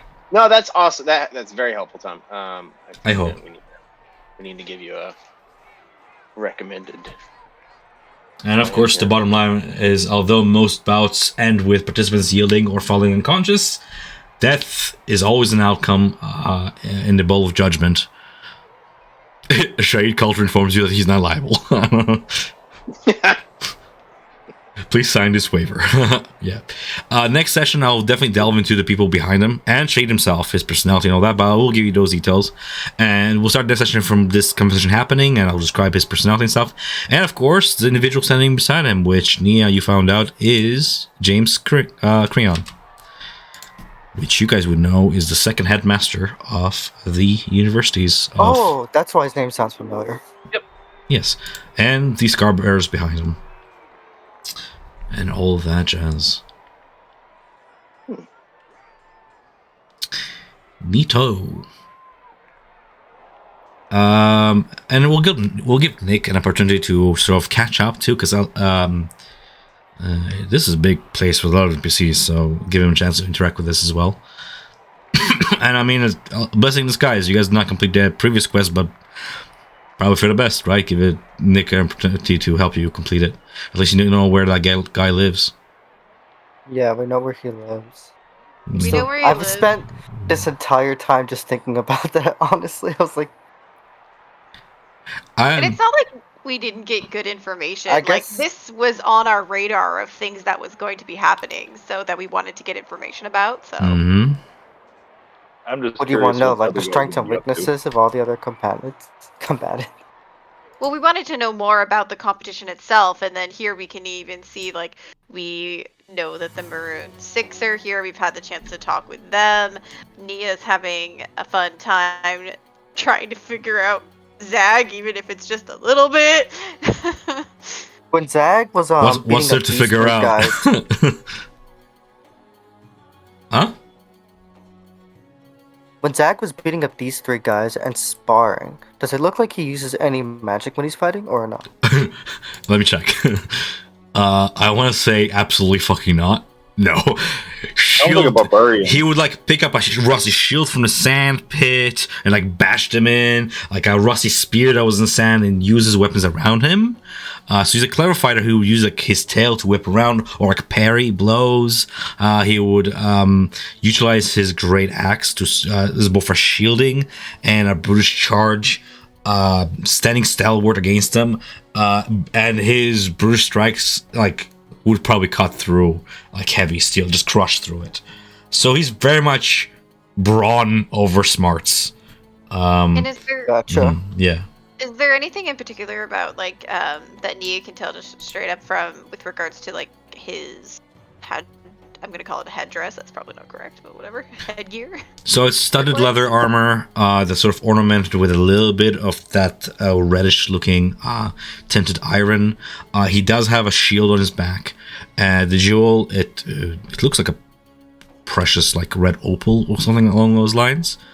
What are you asking me? What are you trying to find out about the jewel? Well, if it looks like it's enhanced or anyway, if like enchanted or It is possible, but you haven't seen it be activated. It didn't say like a magic word or anything, any somatic components that would have activated the armor yet. If it is enchanted, I didn't use it yet. But I'm not ruling it out. It is a good instinct. It's just that, you're going by pure visual here, so. but yeah. Yeah, but he fought, using Does the... Nia get the chance to talk to him some more? Next session for sure. I just don't... Yeah, or if it's... I don't want to progress plot over a P-chat. I sort of did that with the research, but it was fine because we sort of reviewed that. But I don't want to do that over this week because Nick is already catching up and it's going to be something. But I will definitely give you an opportunity to talk more and we can... I'll help you guys like get a better idea as they're getting fleshed out of what these wars are. You can... I'm waiting for somebody to be like, I sit there and I insight check how good this warrior is, or like I observe their technique specifically, so I can give you not an overload of information, but exactly what you're looking for, right? Because otherwise, it's like 30 tokens on this map, and yeah, poor guy over I'm here. only an inside check, Io, about the spear and the change, because Riot was watching the blood go into the spear. So I heard what you said, but I didn't hear what you were insight checking. He wanted insight checked if the spear is perhaps affecting her the way he was affected by Hesper. Neat, I like that. Go ahead and roll me insight check with advantage because you've been through that experience before. Do. And it'll help next week as well. Zag. Wisdom, insight. 14. God damn it. Can I give myself guidance on that one or no? No. You can't. You can't use a cantrip. You're a hawk. You can't use spells while shape, but you can definitely use insight. It's fine. 14 is good enough for some certain things. It's not complete success, but it's not a complete failure either. Riot, you notice that you've noticed this before. She did it before we guys walked in, but now that she's sort of watching him fight, you notice her like laugh to herself sometimes and frown and shake her head and just speak. She's talking to the weapon. It's like she's hearing voices. You've sort of had that, but you just didn't respond to the voices you were hearing or to the feelings you were feeling. You were more acting on them. She's having like not a full-on conversation, but like, here and now, like, it's kind of like, what am I imagining in my head? Like Venom? Yeah. Like he'll talk in his head and he's like, shut up. Like something like that. It's like that. She's like turning her head slightly and talking to Spear. So not quite Gollum level. What's Gollum? No, Precious. no, she's not hunching over shit. That's this guy. That's this guy over yonder is hunching over there. That's your Gollum. No, Ao job is she just like turns to Spear and now and then just so like and goes like, yeah, no, right? I know. I'm not gonna tell him. Like, and she's talking to Spear. Magical and perhaps sentient. Or she's possessed by madness. Who fucking knows? AO. I guess we'll see as the game progresses. Really. Yeah. Like, are you guys good calling it here? Because I feel like if we keep Yeah, going, yeah, we're just definitely. gonna go We're crazy. we're winding down, just answering questions as people have them, sort of thing. But if you gotta go, certainly No. fun No, game. No, this was fun. I love it when I get the chance to just like react. I mean, like, yes, that's the game. Yeah. Yeah. Well, sometimes it just feels sometimes with this group, like as everyone's probably noticed, we tend to like overanalyze some things sometimes. So it's kind of fun. Like for example, like Zeno was just like, "Fuck you guys, ignore me. I'm gonna go talk to him." That's not overanalyzing. That's you guys need to learn to A, listen to each other, B, do the same thing at once together. You guys are like doing 3 different things, and I'm like, if I said, I was like, if Megan like walks toward the ball of judgment, I'm just gonna be like, you guys will finish whatever you're doing here before I even pan the camera over there, because no way am I running 2 different parts of the city at once. That's such a headache. Hey, I did that. I wasn't gonna go because the guy said they didn't want to go, and then I was just like, I needed to find really quickly a way to distract him. So that was like the easiest way. 2 lessons to take away from this, if we're doing this as a little group building exercise, so to speak. Try not to interrupt each other, and especially you, Anthony, ask for names. Yes, I have names. Every single NPC on this map has a name. It's good for your notes. Sometimes tell us his name. Whose name? Theo with piercings. You didn't ask for his name. Fine. I'm not gonna tell you names. Ask them. And maybe you'll find out why I reacted the way I reacted when he was like, "Hi, I'm Zeno. I'm from Drohas," and he was like, "Ah, yeah, good. Anyway, I'm going home now." That's not how it went down. Yeah. He has to have an accent. Yeah. Well, because he heard your accent, and he's like, "Oh yeah, because you're not from here. You're not from Ankarel." Like, "Oh yeah, you're from Wainandir. It's like east or west?" And you were like, "Drohas," and I was like, "Oh, cool." Yeah, and then that was pretty much the end of the conversation. The Badlands, huh? Yeah, he's not. Yeah, the land of the barbarians and the savages. The Gwendalian Empire. That's. I thought it was making obvious, but to be fair, you don't like. They are like the way that Matt Mercer plays them. They're hella German French, like they're Zemnian. Oh, so I'm just like, I'm gonna make him super Gwendalian. Like, yeah. I didn't know that. Yeah, that's okay, but you're learning. I mean, like, to be fair, your character wouldn't know that either because you're from the Ashpeak Mountains, which is like Droas. Yeah. You would have maybe interacted with a few Zemnians in your time, but I mean, like, it's fine. Don't worry about it. It's not a big changer. It's just funny to me. Yeah, the flow of the conversation happened, and then it didn't happen because I couldn't. He was like, gone. I'm out. I don't want to talk to you and your kind. I want you to know that he's gone for a reason, and I'm doing it on purpose, and you will see what the reason is. And you should don't think about it like, oh, DM just doesn't know how to roleplay this guy, so he's just like dismissing him role. No, you guys are trailing this guy, and maybe what is that behavior telling you, sort of thing. You know, I'm playing him the way he's actually. That's his actual genuine reaction. Okay. I just don't want to do with that Nick because he's very good with that deductive shit, and when he combines his head with yours, with the entire parties, it's really much more productive than trying to stab in the dark. So I want him to be part of it as well. But unless anybody else has any other questions regarding the arena or any other events of the session or anything for the future, we'll call it here. Thanks, guys, for a session. It was lots of fun. Night night. Yep. Night, guys. See ya. See ya. Really fun session. The mess up heist was kind of fun. Yeah. They're buying you seconds, and they're like, "What are you gonna do?" And you're like, "How much time passed? Doesn't fucking matter. What are you gonna do? Act now." There's no time for that shit. I was like, as soon as I left, I was just like, man, I'm going to be pulling a fucking knot here. I'm going to go back in. I'm going to fuck up. And that's exactly what I did. Went back in, fucked up. Mm-hmm. God. subjective, but yeah. So Oh no. remember, one- I'll give you Hawk form under your player token in the journal, and if you need any other forms you can think of, let me know. We sort of discussed this before, Giant where ape. like you need to make a list of animals that you've seen before. I don't want you to make a full-on list, but like if you don't have it, let me know. It takes me 2 seconds to get the token down. Giant ape. I don't think you cannot turn. We already discussed this. You cannot turn to giant ape. Polymorph, man. You don't have polymorph. I do. Oh, you okay?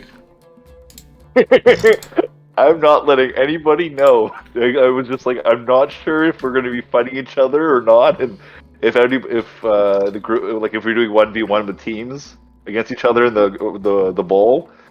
If So- I went, Sounds to me like people just want to do it as a team, which is fine by me. I can totally reshape how the arena bracket works. It's just that I wanted to do it so to give you an opportunity to fight each other and find out strengths and weaknesses of the party as an exercise. B, not necessarily fight each other because not everybody needs to enter. You can just cheer for your party mate who's there, and that way it's like it doesn't take the whole session to run. It takes like maybe an hour to do. Remember when like Bo and like Yasha and somebody and Jester Ford. went?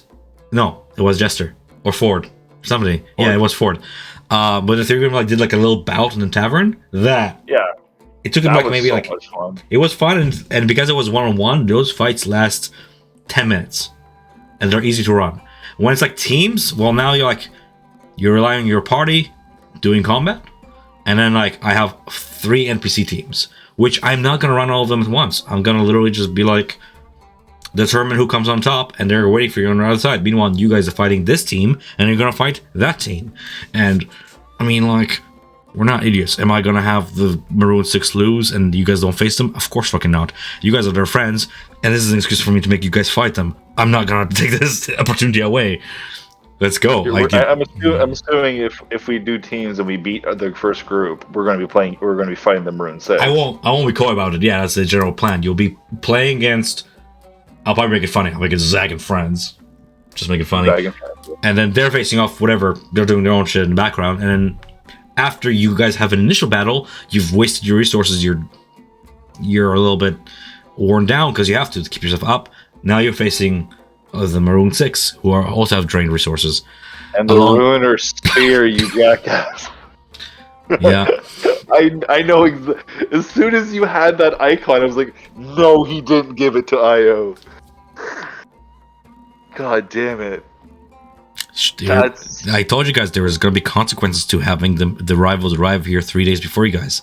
To think about it, they're 3 days ahead of you in terms of the refaction missions. They've definitely went further than you have. Maybe as far as Cal Moreau, maybe beyond. That's sort of consequence. So yeah. And I also know that our group doesn't have any cohesion with realizing what we should do and the patterns. And I already know Riot wants to go back to the All Site and give them the red crystal because I don't think there's no cohesion. I think you guys need a leader more than anything. You guys need somebody to be like, we're doing this, right? And then we're doing that. Because otherwise everybody waiting for everybody. And it's easily solvable by just having a solid goal established, which is why every week I ask you guys what's the plan. Not to be annoying, but to establish a pretty meditated plan. Because I think that as of end of say last session, people got sleepy, didn't hear my Suro Samara speech, so I had to review the mission at the beginning of this session to remind the people what their mission is. But we never really established what you guys agreed to, and you guys could have just been like, no, we don't want to do that. And then Nick didn't show up, and he's part of the Cobalt Soul, so that's a little bit of a misalignment there.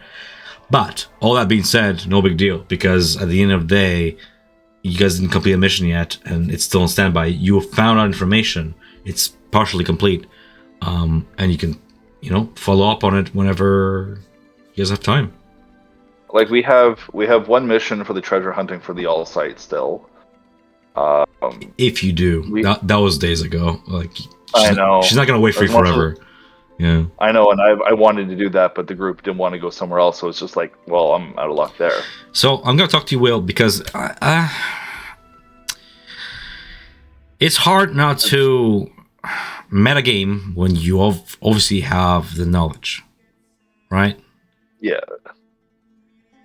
And if the party is sharing all research done,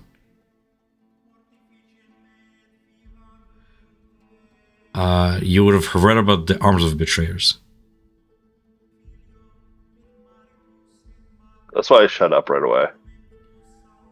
I'm just torn between just, I don't know, letting Riot connect the dots because the player connected the dots and all that.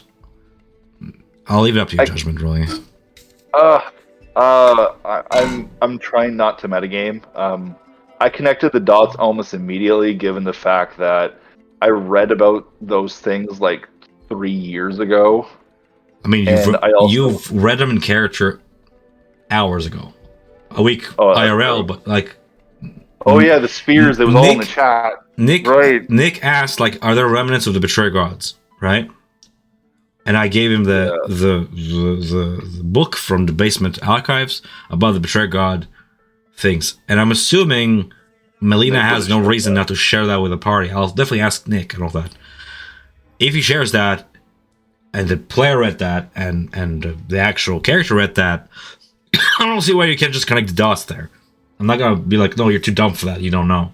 I don't like when DMs do that to me, right? And sure. I even sent you, as soon as you put that picture up there, I literally sent you a message in Discord. I'm like, no, you didn't. You didn't give Io that thing. Okay, and the last thing I want to talk to you about is, so you returned in your inventory. What did you pick up? I gotta take out the pendant. I got rid of the pendant. The pendant's back where it was. Okay. He has the Sood and he has the Coral Stone. Sood, that's what I was not talking to you about. So you said you experienced Sood before. Sure, I'll give it to you if you want. It's listed, but it's not like not known. It's like you and I know what weed is, so it's like that. Yeah. I won't make you like roll for it if you, because again, I'm not gonna make you play dumb for no reason. I'm not getting anything out of it. You're not. You can have fun with it because you actually know what I'm talking about. You have 80 gold pieces worth of Sood. It's a bag full. You've stolen a lot. It's gonna land in some trouble if you get found out. So just don't get found out, I guess. But let me look into where she got it from. If you're curious about what it does.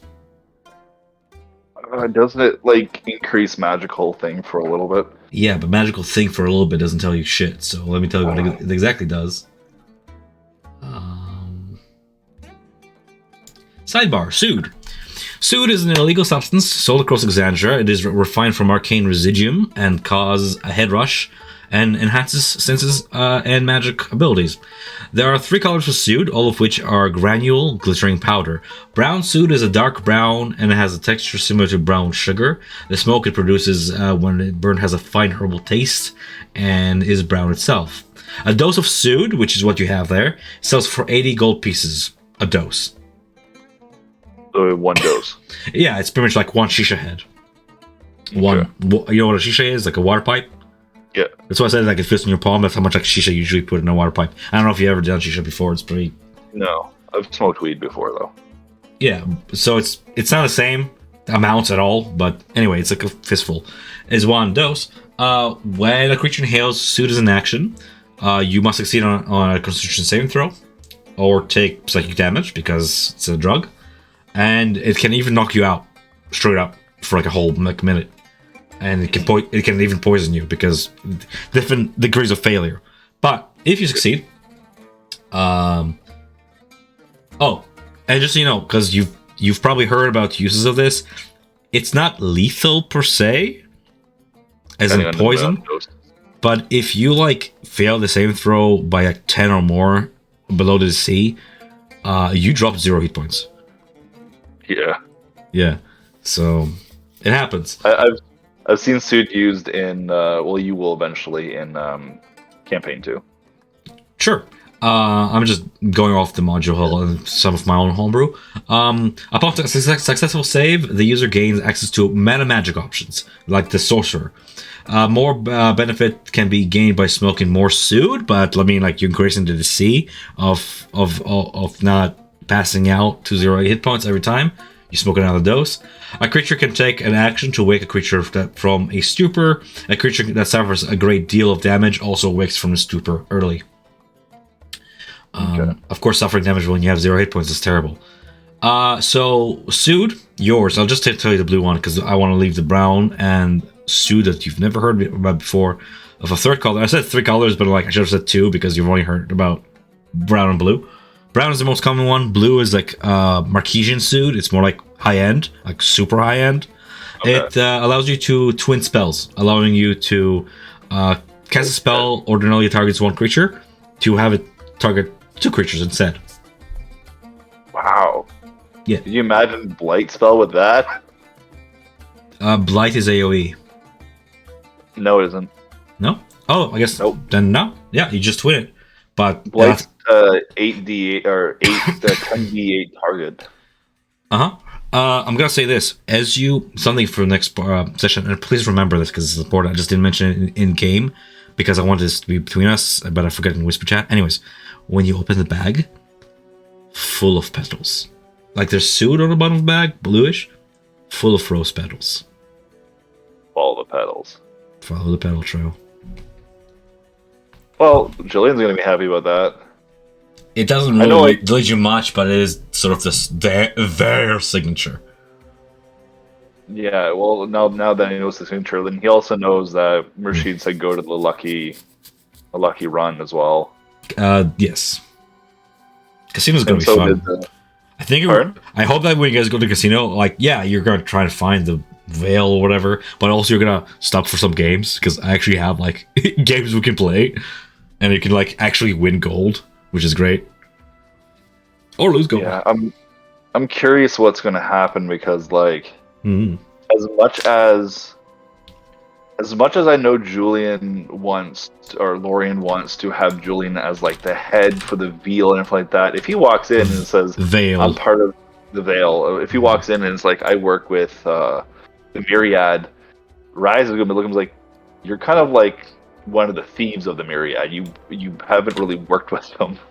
Riot, if anything, would be like He's part of Myriad. He's a Myriad agent. Like that's his background, dude.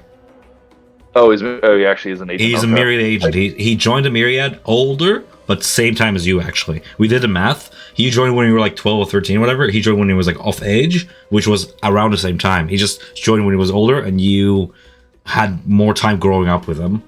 But Yeah, okay. you spend the same amount of time sort of laddering up the Myriad, which is why you're sort of both at the same level with the same sort of skill set, but different experiences, especially with Julian's background that I'm sure he spoke about with you guys last session because I told him to. He should really reveal a little bit of it. And he was a thief. He was a thief. He was stealing artifacts for the Myriad, which landed him in some trouble, led him to meeting his patron, led him to saving his father. He has his whole like background that he talked to some of the party with. Did he talk to you about it?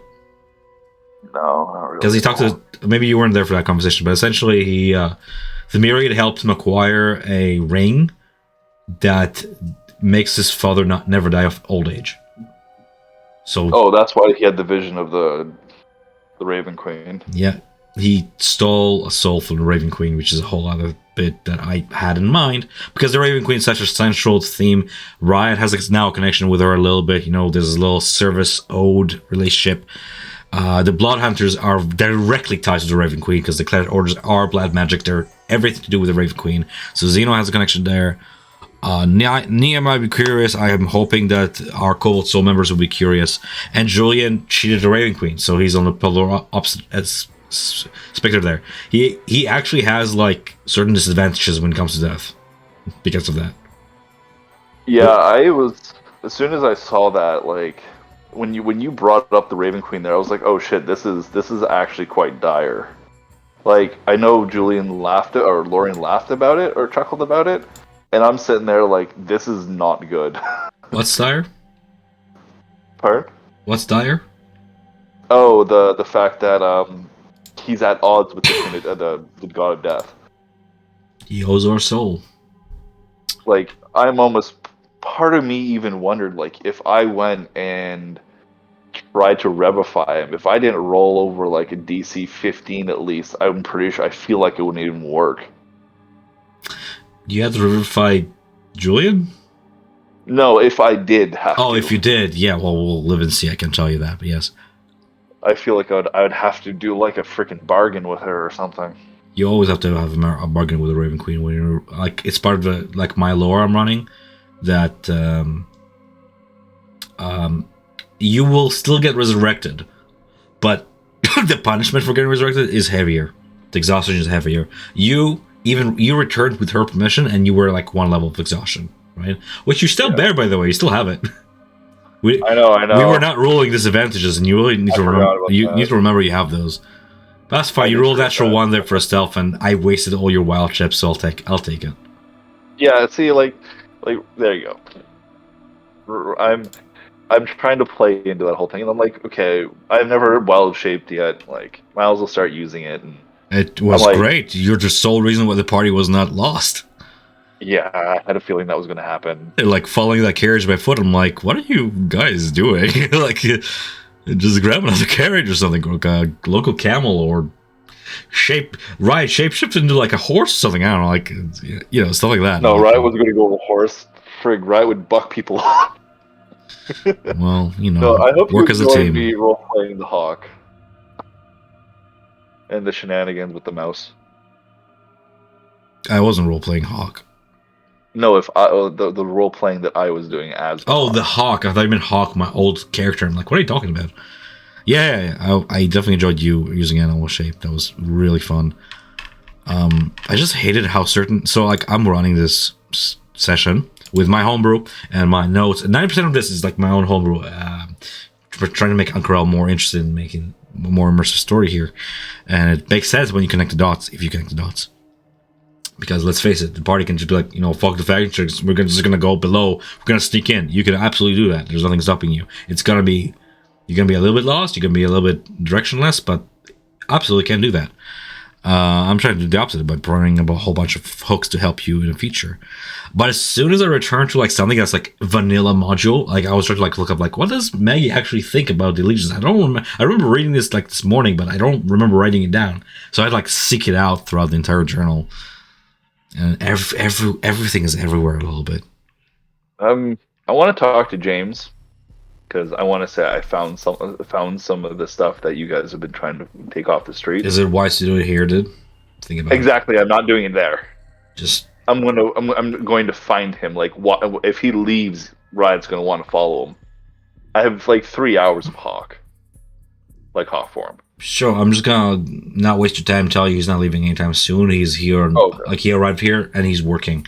Starting next session, I'm gonna describe what he's actually doing. Just nobody approached him, so I didn't describe it this session. But he's like making wards from where he's standing from the center. As you approach him, he raises 2 hands and he like wards one statue. Turns toward the other statue and places wards there, and you can see among the stands, other wizards are like sort of forming a sprawling net that radiates out from the statues as they're building up the spell that is just requires like a week-long casting. So they're starting on it now. Oh, okay. So to put like a wall of force. It's mass. It's like Jamon Sword's hut is what I named it. Yeah. Because I was like, it's a sandworm that digs through sand. I'm not gonna unleash it on the entire fucking city. It's a feral animal. I'm not gonna have like Jamonsa or just stand there like, no, it's fine. It's my people, but it's fine. So I'm gonna cast like a little like sphere that digs into the ground and forms a bowl below. So it can only dig so deep and it cannot escape. So you're all contained within this like sphere during the arena. Meanwhile, it's contained in an iron cage. It's not going anywhere. It's being fed by that maniac over there. I don't get it. I play funny characters sometimes. I do like something funny. Nobody approaches my funny bits, and I'm like, whatever. I guess Gremlin over there will wait. If it wasn't for the fact Riot literally has a bit of part singed, and given that he did cause a noise, he would leave Hawk form. But right now, he's just trying to be inconspicuous. Fair enough. I have the worst cough right now. Even though that technically nobody knew it was him. Oh, I mean, yeah. Technically, no one did because he went out through a roof or through the chimney. No guards looked up to see. I mean, like nobody knew it was him in the arena. I'm like, technically, Aaron has enough insight to understand a bird waving it at it as soon as she asks where Riot is at. No. More meaning like that Riot caused the break-in and that Riot was in that room. Oh, like, no, nobody dude, you got away clean. Nobody even knew. It's Yeah. literally the reason why I had the guards be south is because like okay, so guards notice Julian like causing trouble a little bit, but he didn't notice the. I just went with a 7. Honestly, I didn't go with an actual 20 because I'm like I'm gonna make them roll once. It's active, but I don't have advantage for any reason. So why would I give him advantage? You know. I want to make it fair.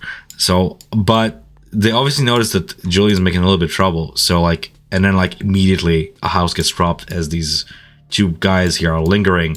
Julian's like, oh yeah, no, I'll definitely check out your apartments. I'm not gonna get the name of the housekeeper or anything. Oh, I don't care when she's coming back. So he's like loitering for nothing here. And the guard's like, well, I'm not gonna push this, but like you're acting sus, so I'm gonna keep an eye on you. And then, like he immediately hears that there was a break-in. He's like, "You guys were in on this, weren't you? Like a distraction or something." So I just made him like remember the face. Yeah, I think I just like implicated Julie. Yeah, that was fun though. That was the shenanigans was fun. All I know is that I'm pretty sure the coral is ruidium in itself, like an ore of ruidium or something. Or You can investigate and find out the truth, and there's no need to do so much guesswork, which you guys are doing No, I a know. lot of. So many times I know. I hear you guys like discuss things like they're absolute truths. I'm like, you guys are not correct. You're not correct there, and you're just going off as if you're already right without having done any investigation, like opinion about Vale or whatever. Yeah.